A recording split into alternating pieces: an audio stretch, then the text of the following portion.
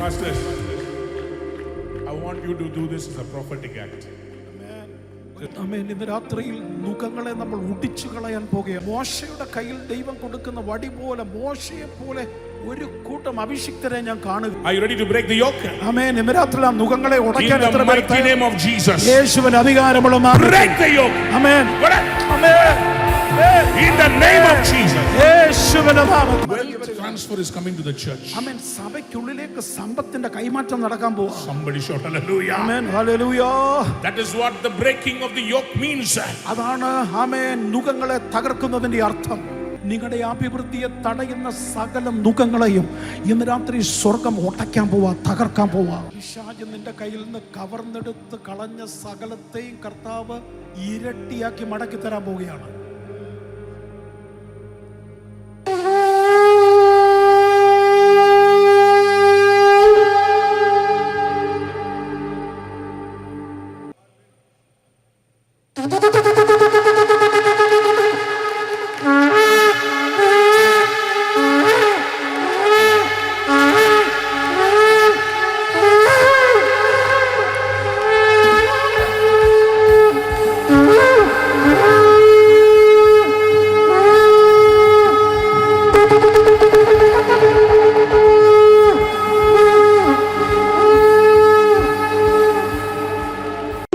Forever and ever,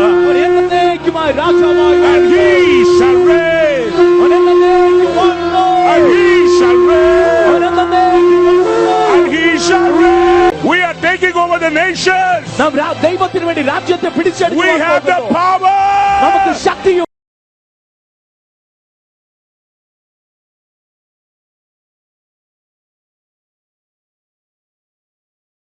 നമ്മുടെ രക്ഷിതാവും കർത്താവുമായ യേശുക്രിസ്തുവിൻ്റെ പരിശുദ്ധ നാമം വാഴ്ത്തപ്പെടുമാറാകട്ടെ.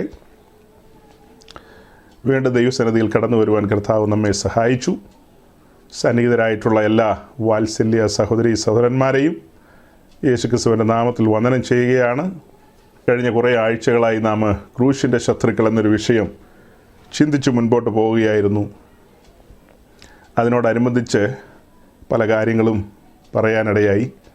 ഫിലിപ്പി ലേഖനത്തിൽ നിന്നും അങ്ങനെ മറ്റു പല ഭാഗങ്ങളിൽ നിന്നുമാണ് ഈ കാര്യങ്ങളെയൊക്കെ നമ്മൾ സംസാരിച്ച് മുൻപോട്ട് പോയത്. അങ്ങനെ ഇരിക്കുമ്പോൾ നമ്മുടെ ഈ ബാംഗ്ലൂർ പട്ടണത്തിൽ ഒരു പറ്റം യൗവനക്കാർ ഒത്തുകൂടി അവർ പല കാര്യങ്ങളുമൊക്കെ ഇങ്ങനെ ചെയ്ത് മുൻപോട്ട് വരികയായിരുന്നു. ഉണർവാണെന്നൊക്കെയാണ് അവർ പറയുന്നത്. അങ്ങനെ ഇരിക്കുമ്പോൾ സ്വാഭാവികമായിട്ടും ആ വിഷയങ്ങളോടുള്ള ബന്ധത്തിൽ നമ്മളുടെ സംസാരം അങ്ങോട്ട് തിരിഞ്ഞു. കഴിഞ്ഞ 1-2 ആഴ്ചയായിട്ട് അതുമായി ബന്ധപ്പെട്ട പല കാര്യങ്ങളും നമ്മൾ സംസാരിക്കുകയായിരുന്നു.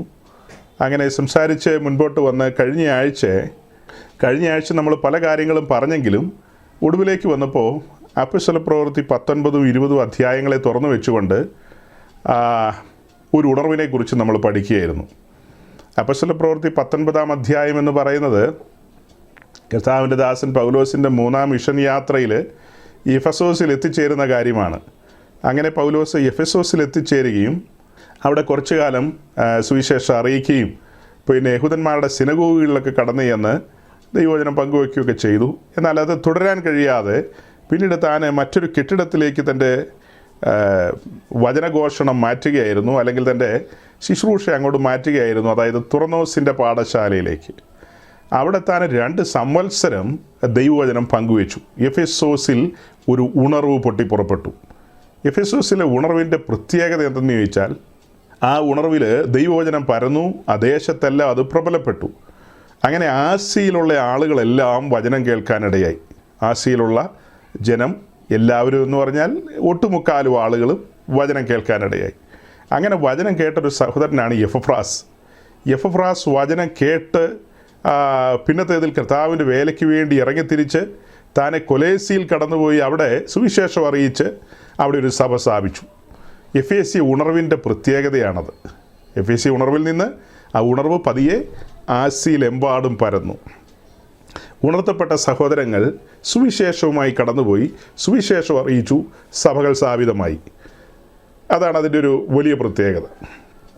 അവിടെ കൊണ്ട് തീരുന്നില്ല. ഈ പറയപ്പെട്ട ഉണർവിൽ പൗലോസിൻ്റെ മെയ്മേൽ നിന്ന് ഉത്തരിയോ റൂമാലും ഒക്കെ കൊണ്ടുപോയി രോഗികളുടെ മേലൊക്കെ ഇടുകയും അങ്ങനെ രോഗികൾ സൗഖ്യമാകുകയൊക്കെ ചെയ്യുന്ന കാര്യമാണ് അപ്പോസ്തല പ്രവൃത്തി 19-ാം അധ്യായത്തിൻ്റെ 2-ാമത്തെ പാരഗ്രാഫിൽ നമുക്ക് കാണാൻ കഴിയുന്നത്. പൗലോസിൻ്റെ ശരീരത്തിൽ നിന്ന് ഊത്രിയോ റൂമാലോ ഒക്കെ കൊണ്ടുപോയിട്ടപ്പോൾ രോഗികൾ സൗഖ്യമാകുന്നു. അത് കഴിഞ്ഞ് അടുത്ത പാരഗ്രാഫിലേക്ക് വരുമ്പോൾ ദുരാത്മാവ് ബാധിച്ച ആളുകൾ സൗഖ്യമാകുന്നത് കാണുന്നു. പിന്നീട് താഴേക്ക് നോക്കുമ്പോൾ നമ്മൾ കാണുന്നത് മന്ത്രവാദികൾ മനസാന്തരപ്പെട്ടു വരികയാണ്. അവർ ദൈവസന്നിധിയിൽ സറണ്ടർ ചെയ്യുകയാണ്.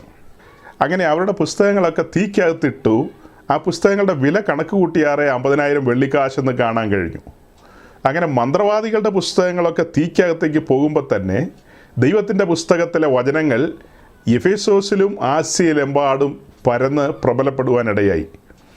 വലിയ പ്രാധാന്യത്തോടെ ആളുകൾ പറയുന്നത് മന്ത്രവാദികൾ മാനസാന്തരപ്പെട്ടു. അടുത്തത് എന്താ, മെയ്മേൽ നിന്ന് ഉത്തരയോ റൂമാലും കൊണ്ടുപോയിട്ടപ്പോൾ ആളുകൾക്ക് സൗഖ്യം ലഭിച്ചു. ഈ കാര്യത്തിനാണ് പലരും പ്രാധാന്യം കൊടുക്കുന്നത്. എന്നാൽ അപ്പോസ്തല പ്രവൃത്തിയുടെ രചയിതാവായ ലൂക്കോസ് പ്രാധാന്യം കൊടുക്കുന്നത് ഈ 19-ാം അധ്യായത്തിൽ തന്നെ നമുക്ക് കാണാം. അങ്ങനെ ആ ദേശത്തെല്ലാം ഇങ്ങനെ കർത്താവിൻ്റെ വചനം ശക്തിയോടെ പരന്ന് പ്രബലപ്പെട്ടു. അതാണ് 19-ന്റെ 20-ാം വാക്യത്തിൽ നമ്മൾ കാണുന്നത്. ദേശത്ത് വചനം പ്രബലപ്പെട്ടു. അല്ലാതെ അത്ഭുതത്തിനും അടയാളത്തിനും അല്ല പ്രാധാന്യം കൊടുക്കുന്നത്. എന്നാൽ ആ കാര്യം ഇവിടെ മെൻഷൻ ചെയ്തിട്ടുണ്ട്. അപ്പോൾ ഇതിൽ പലരും തെറ്റിപ്പോകാൻ സാധ്യതയുള്ളതുകൊണ്ട് 1-2 കാര്യം അതിലൂടെ ഒന്ന് പറഞ്ഞേക്കാം. അതായത് ഇവിടെ വലിയ ഉണർവ് വ്യാപരിക്കുകയാണ്. ആ ഉണർവിന് കാരണമായി തീർന്നത് ദൈവവചന ഘോഷണം തന്നെയാണ്. സുവിശേഷം ശക്തിയോടെ അവിടെ ഘോഷിച്ചു. അങ്ങനെയാണ് അവിടെ ഉണർവ് വ്യാപരിക്കാനിടയായത്. അങ്ങനെ ഉണർവ് വ്യാപരിച്ചു. പരിശുദ്ധാത്മാവിൻ്റെ പ്രവർത്തനം വെളിപ്പെടുകയാണ്. ശക്തിയോടെ പരിശുദ്ധാത്മാവിൻ്റെ പ്രവർത്തനം വെളിപ്പെടുന്നു. അപ്പോഴാണ് നമ്മൾ വായിക്കുന്നത് മെയ്മേൽ നിന്ന് ഉത്തരിയോ റൂമാലോ ഒക്കെ ഇട്ടു. ഇതൊക്കെ വായിച്ചു കഴിഞ്ഞിട്ടാണ് ചിലർ ചോദിക്കുന്നത്, മിസ്റ്റർ പാസ്റ്റർ, താങ്കളുടെ ശരീരത്തിൽ നിന്ന് ഒരു ടൗലെങ്കിലും കൊണ്ടുപോയി ഇട്ടാൽ മരിച്ചവർ ഉയർക്കുമോ? ഇന്നും വരെ ആരും ഉയർത്തിയിട്ടില്ല. ടൗലിട്ടപ്പോൾ ഉയർത്തിയിട്ടില്ല. പക്ഷെ ഞാൻ സുവിശേഷം പറഞ്ഞപ്പോൾ മരിച്ചു കിടന്ന നാമധേയ ക്രിസ്ത്യാനികളും അക്രൈസ്തവരുമായ ആളുകൾ ചാടി എഴുന്നേറ്റ് വന്നിട്ടുണ്ട്. ഞാൻ സുവിശേഷം പറഞ്ഞപ്പോൾ മരിച്ചു കിടന്ന അക്രൈസ്തവരായ പ്രിയപ്പെട്ടവരും പിന്നെ നാമധേയ ക്രൈസ്തവ ലോകത്തുള്ള ആൾക്കാരും പിന്നെ ഈ ന്യൂ ജനറേഷൻ പെന്തിക്കോസ്തുകാരും പിന്നെ ഈ പാരമ്പര്യ പെന്തിക്കോസ്തിലുള്ള ആൾക്കാർ ഉണർന്നു വരുന്ന കണ്ടിട്ടുണ്ട്. അതായത് തീർത്തും ചത്തുപോയെന്ന് പറയാൻ പറ്റില്ല. അവർ പതിയെ അനങ്ങി വരുന്ന കണ്ടിട്ടുണ്ട്. അപ്പം ടൗലിട്ടില്ലെങ്കിൽ പോലും ദൈവവചനം ഘോഷിച്ചപ്പോൾ ഇങ്ങനെയുള്ള കാര്യങ്ങൾ സംഭവിച്ചിട്ടുണ്ട്. ഇനിയിപ്പോൾ ഞാൻ മാത്രമല്ലല്ലോ ശുശ്രൂഷകനായിട്ട് ഈ ഭൂമിയിലുള്ളൂ. ഈ ഭൂമിയിൽ 7 വൻകരകളിലും കൂടി എത്ര ലക്ഷോപലക്ഷം കോടാനുകൂടി ദൈവദാസന്മാരുണ്ട്. അവരുടെ എല്ലാം കയ്യിൽ ടൗലുണ്ട്. മിക്കവാറും പേര് ടൗലൊക്കെ ആയിട്ട് നടക്കുന്നത്. അപ്പോൾ അങ്ങനെ ആ ടൗലൊക്കെ ആയിട്ട് നടക്കുമ്പോൾ നമുക്ക് പതിയെ വേർപ്പൊക്കെ ഒപ്പാം. അതല്ലാതെ ടൗൽ എറിയുമ്പോൾ മരിച്ചവർ ഉയർക്കണമെന്നൊക്കെ പറഞ്ഞ് വാശി പിടിച്ചാൽ കാര്യമില്ല. പശ്ചാത്തലം പഠിക്കണം.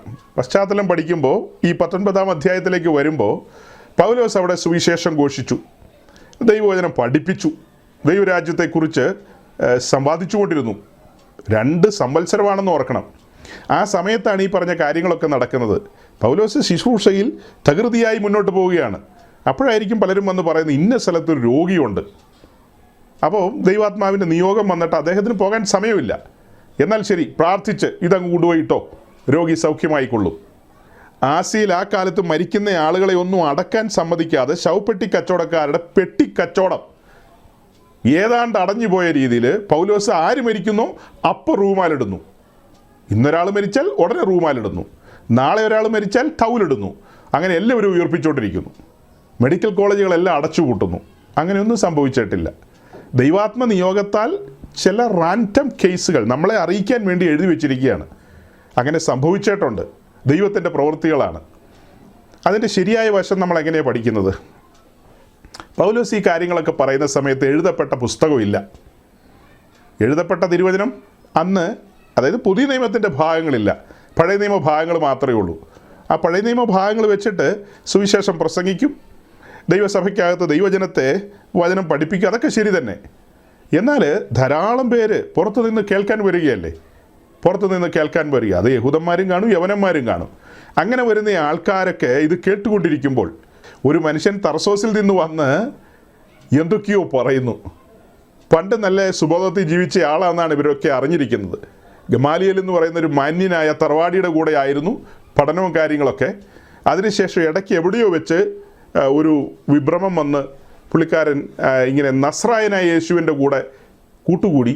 അങ്ങനെ യേശുവാണ് സത്യേക ദൈവമെന്നും ആ ക്രിസ്തുവിൻ്റെ ബലിമരണം മൂലം പാപമോചനം ഉണ്ടെന്നൊക്കെയാണ് പുള്ളി പ്രസംഗിക്കുന്നത്. ഈ ദേശത്തൊക്കെ വന്നിട്ട് യഹൂദന്മാരോട് പറയാണ്, അവരുടെ സിനഗോഗിലൊക്കെ ചെന്നിട്ട്, ഒറ്റ കുഞ്ഞു ഇനി കൂടാരപ്പെരുന്നാൾ ആഘോഷിക്കാൻ യെരുശലേമിലേക്ക് വരണ്ട, ഇനി പെസഹായും ചോരത്തലി ആചരിക്കാൻ ആരും വരണ്ട, മഹാപാപപരിഹാര ദിവസമൊന്നും ആരും യെരുശലേമിലേക്ക് വരണ്ട, നീ ഇരിക്കുന്നിടത്തിരുന്നു കൊണ്ട് നിൻ്റെ പാപം ഏറ്റുപറഞ്ഞാൽ കർത്താവ് പാപം ക്ഷമിക്കും. പ്രത്യേകിച്ചൊരു കുമ്പസാരം വേണ്ട, നീ തന്നെ കുമ്പസാരിക്കുക, ജീവനുള്ള ദൈവത്തോട് കുമ്പസാരിക്കുക, അവിടെ നിന്ന് നിൻ്റെ പാപം ക്ഷമിക്കും, ഇനി ഒരു ദൈവവൈതലാക്കും. ഇങ്ങനെയൊക്കെയാണ് പ്രസംഗം. ആളുകൾക്ക് അത്ഭുതമായിപ്പോയി, തലതിരിഞ്ഞു പോയി എന്നാണ് പലരും ചിന്തിക്കുന്നത്. എനിവേ, ഈ മനുഷ്യനിങ്ങനെ നിന്ന് സത്യവചനം പ്രസംഗിച്ചുകൊണ്ടിരിക്കുമ്പോൾ ആ പ്രസംഗിക്കുന്ന വചനത്തിന് പിന്നിൽ അതിൻ്റെ ഉടയവനുണ്ടെന്ന് അറിയിക്കണം. ഈ പ്രസംഗിക്കുന്ന വചനം മാനുഷികമല്ല, അത് സ്വർഗീയമാണ്, അത് പരിശുദ്ധാത്മ നിവേശിതമായ കാര്യങ്ങളാണ് എന്ന് ഉറപ്പിക്കാൻ വേണ്ടി, എന്തുറപ്പിക്കാൻ? വചനത്തെ ഉറപ്പിക്കാൻ വേണ്ടി അവിടെ അത്ഭുതങ്ങളും അടയാളങ്ങളും സംഭവിച്ചിട്ടുണ്ട്. അത് മനസ്സിലാക്കണമെങ്കിൽ മർക്കോസ് 16 അവസാനത്തെ 2 വാക്യങ്ങളും നിങ്ങൾ പിന്നീട് വായിച്ചുകൊള്ളുക. അതിൻ്റെ 19-20 വാക്യങ്ങൾ നിങ്ങൾക്ക് അറിയാവുന്ന വാക്യങ്ങൾ തന്നെയാണ്. ഇനി അതൊന്നും അറിയാത്ത ആരെങ്കിലും ഞങ്ങളെ കേൾക്കുന്നുണ്ടെങ്കിൽ ബൈബിൾ തുറക്കുക, പിന്നീട് വായിക്കുക. അവിടെ എഴുതിയിട്ടുണ്ട്, അപ്പസ്തലന്മാർ പ്രസംഗിച്ച വചനത്തെ ഉറപ്പിക്കാൻ വേണ്ടി അത്ഭുതങ്ങളും അടയാളങ്ങളും വീര്യപ്രവൃത്തികളൊക്കെ സംഭവിച്ചിട്ടുണ്ട്. അത്ഭുതവും അടയാളവും വീര്യപ്രവൃത്തിയാലും ആരെയും ദൈവസഭയിൽ അല്ലെങ്കിൽ ദൈവരാജ്യത്തിൽ കൊണ്ടുവരുവാൻ ദൈവത്തിന് പദ്ധതിയില്ല. ഒരു പക്ഷേ ആ കാര്യങ്ങൾ ഒരു ചിന്തയ്ക്ക് നിദാനമാകാം. അങ്ങനെയൊക്കെ സംഭവിക്കുമ്പോൾ മനുഷ്യൻ ചിലപ്പോൾ ചിന്തിക്കുമല്ലോ, അവൻ്റെ ചിന്താമണ്ഡലം ഉണരും എന്നുള്ളതൊരു വാസ്തവമാണ്. അങ്ങനെ ചിന്താമണ്ഡലം ഉണരുകയും കാര്യങ്ങളെ കൂടുതൽ അവൻ അന്വേഷിക്കുകയൊക്കെ ചെയ്യുമ്പോൾ അവൻ ചെന്നെത്തുന്നത് കാൽവറിയിലെ ബലിപീഠത്തിനടുക്കിലാണ്. അതായത് ക്രൂഷ്യൻ ദർശനത്തിലേക്കാണ് അവൻ എത്തിച്ചേരുന്നത്. അവൻ്റെ അന്വേഷണം എന്ന് പറഞ്ഞാൽ പിതാവ് അവനെ ആകർഷിക്കുകയാണ്, ആകർഷിക്കുന്ന ക്രൂഷ്യങ്കിലേക്കാണ്. പരിശുദ്ധാത്മാവിന് പാപബോധം കൊടുക്കുകയാണ്. അതിനെല്ലാം വേണ്ടി ദൈവം സജ്ജമാക്കിയിട്ടുള്ള ദൈവത്തിൻ്റെ അഭിഷിക്തന്മാർ അവിടെ ഇവിടങ്ങളിലാക്കി വെച്ചിട്ടുണ്ട്. അവരുടെ കയ്യിൽ നിരപ്പിൻ്റെ വചനമുണ്ട്. ഈ പാപിയായ മനുഷ്യനെ പരിശുദ്ധനായ ദൈവത്തോട് നിരപ്പിക്കാനുള്ള വചനത്താൽ അവരെ നിരപ്പിക്കും. അത്ഭുതങ്ങളാലും അടയാളങ്ങളാലും ആരെയും നിരപ്പിക്കുന്ന കാര്യമൊന്നും പുസ്തകം പഠിപ്പിക്കുന്നില്ല. എല്ലാ ഉണർവുകാരും കേൾക്കുക, അത്ഭുതങ്ങളാലും അടയാളങ്ങളാലും ഒരു പാപിയെ ദൈവത്തോട് നിരപ്പിക്കുന്നു എന്നല്ല വചനം പഠിപ്പിക്കുന്നത്. പാപിയായവനെ ദൈവത്തോട് നിരപ്പിക്കുന്നത് നിരപ്പിൻ്റെ വചനത്താലാണ്. അത് ഞങ്ങളെ ഭരമേൽപ്പിച്ചിരിക്കുന്നെന്നാണ് അപ്പോസ്തലൻ പറയുന്നത്. അതാണ് 2 സംവത്സരത്തോളം തുറന്നോസിൻ്റെ പാഠശാലയിൽ നിരന്തരം ഘോഷിച്ചുകൊണ്ടിരുന്നത്. എഫെസോസിലുള്ള ആളുകളുടെ ബിസിനസ് എല്ലാം അഭിവൃദ്ധിപ്പെടാൻ പോകുന്നു. പിന്നെ അതാ എഫെസോസിലുള്ള ആളുകൾക്കെല്ലാം വിസ ലഭിക്കുന്നു, അവരെല്ലാം കൊരിന്തിലേക്ക് വിടുന്നു, അല്ലെങ്കിൽ അവരെല്ലാം മാസിഡോണിയയിലേക്ക് വിടുന്നു. ആ കാലത്തെ പ്രമുഖ പട്ടണങ്ങൾ അതാ. അമേരിക്കയ്ക്ക് പോകുക എന്ന് പറഞ്ഞാലൊന്നും അന്നത്തെ കാലത്ത് ഒരു മനുഷ്യനും വരില്ല. അമേരിക്കയോ എവിടെയാണെന്ന് ചോദിക്കും. അന്ന് ജനം പോകാൻ ആഗ്രഹിക്കുന്ന സ്ഥലം എന്ന് പറയുന്നത് ഫിലിപ്പിയ പട്ടണത്തിലേക്കും തെസ്സലോനിക്കയിലേക്കും ഏതൻസിലേക്കും കൊരിന്തിലേക്കും ഒക്കെയാണ് ജനം പോകാൻ ആഗ്രഹിക്കുന്നത്. അതല്ലേ അന്നത്തെ പ്രബലമായ പട്ടണങ്ങളും കാര്യങ്ങളും ഒക്കെ. ആ കാലത്ത് മനുഷ്യരുടെ വലിയ ആഗ്രഹം എന്ന് പറയുന്നത് റോമിലേക്ക് പോവുക എന്നുള്ളതാണ്. റോമിലേക്ക് പോവുക, പിന്നെ ചിലപ്പോൾ സ്പാനിയയിലേക്കും പോകണമെന്നൊക്കെ ആഗ്രഹിക്കും ആളുകൾ. അങ്ങനെയൊക്കെയുള്ള ആഗ്രഹങ്ങളാണ്. അല്ലാതെ ഇവിടെ അറബീനെ കാണാൻ പോകണമെന്നൊന്നും ആളുകൾ ചിന്തിക്കുന്നില്ല. പൗലോസ് ഇങ്ങനെയുള്ള കാര്യങ്ങളൊന്നും തുറന്നോസിൻ്റെ പാഠശാലയിൽ പറഞ്ഞിട്ടില്ല. അതിനുള്ള തെളിവ് എന്താണെന്ന് ചോദിച്ചാൽ പൗലോസ് അവിടെ ദൈവരാജ്യം പ്രസംഗിച്ചെന്നാണ്. ദൈവരാജ്യം പ്രസംഗിച്ചെന്ന് എഴുതിയിട്ടുണ്ടെങ്കിൽ പിന്നെ ഒന്നും സംശയിക്കേണ്ട ആവശ്യമില്ല. ഇങ്ങനത്തെ കഥകളൊന്നും അല്ല ദൈവരാജ്യം നിമിത്തം പറയുന്നത്. അതായത് അവിടെ സുവിശേഷം പ്രസംഗിച്ച് ആളുകളെ മാനസാന്തരത്തിലേക്ക് നയിച്ചു. ഒരുവൻ വീണ്ടും ജനനാനുഭവത്തിലേക്ക് വരുന്നത് എങ്ങനെയാണ്? സത്യത്തിൻ്റെ വചനത്താലാണ് വീണ്ടും ജനിക്കുന്നത്. സത്യത്തിൻ്റെ വചനത്താലാണ് വീണ്ടും ജനിക്കുന്നത് എന്ന് പറഞ്ഞാൽ സുവിശേഷം കേൾപ്പിച്ചാണ് ഒരുവനെ രക്ഷാപാതയിലേക്ക് കൊണ്ടുവരുന്നത്. സുവിശേഷം കേൾപ്പിച്ച്. ആ വാക്യം ഒന്ന് വായിക്കാം. 1 കൊരിന്ത്യർ ലേഖനം 4:15. നിങ്ങൾക്ക് ക്രിസ്തുവിൽ 10,000 ഗുരുക്കന്മാരുണ്ടെങ്കിലും പിതാക്കന്മാരേറെയില്ല. ക്രിസ്തുയേശുവിൽ ഞാനല്ലോ നിങ്ങളെ സുവിശേഷത്താൽ ജനിപ്പിച്ചത്. ഒരുവൻ വീണ്ടും ജനനാനുഭവത്തിലേക്ക് വരുന്നത് സുവിശേഷത്താലാണ്. വേറെ ഗിമിക്സ് ഒന്നുമില്ല. ഉത്തരിയോ റൂമാലോ ഒന്നും വീണ്ടും ജനനത്തിൻ്റെ ഘടകമല്ല. വീണ്ടും ജനനത്തിന് അങ്ങനെ ഒരു ഘടകമില്ല. ഈ കഴിഞ്ഞ ദിവസം വീണ്ടും ജനനത്തെക്കുറിച്ച് നമ്മളൊരു പ്രസംഗം പ്രസംഗിച്ചിട്ടുണ്ട്. അത് അതിൻ്റെ പ്രസക്ത ഭാഗങ്ങൾ മാത്രമായിട്ട്, അതായത് വീണ്ടും ജനനത്തെക്കുറിച്ച് മാത്രം പ്രസംഗത്തിനിടയ്ക്ക് നമ്മൾ പലതും പറയുമല്ലോ, ഒന്നുമില്ല. അതൊക്കെ കളഞ്ഞിട്ട് വീണ്ടും ജനനം മാത്രമായിട്ട് ഒരു മെസ്സേജ് സജ്ജമാക്കിയിട്ടുണ്ട്. അടുത്ത ദിവസം അത് ഏതെങ്കിലും സംവിധാനത്തിൽ അപ്ലോഡ് ചെയ്യും.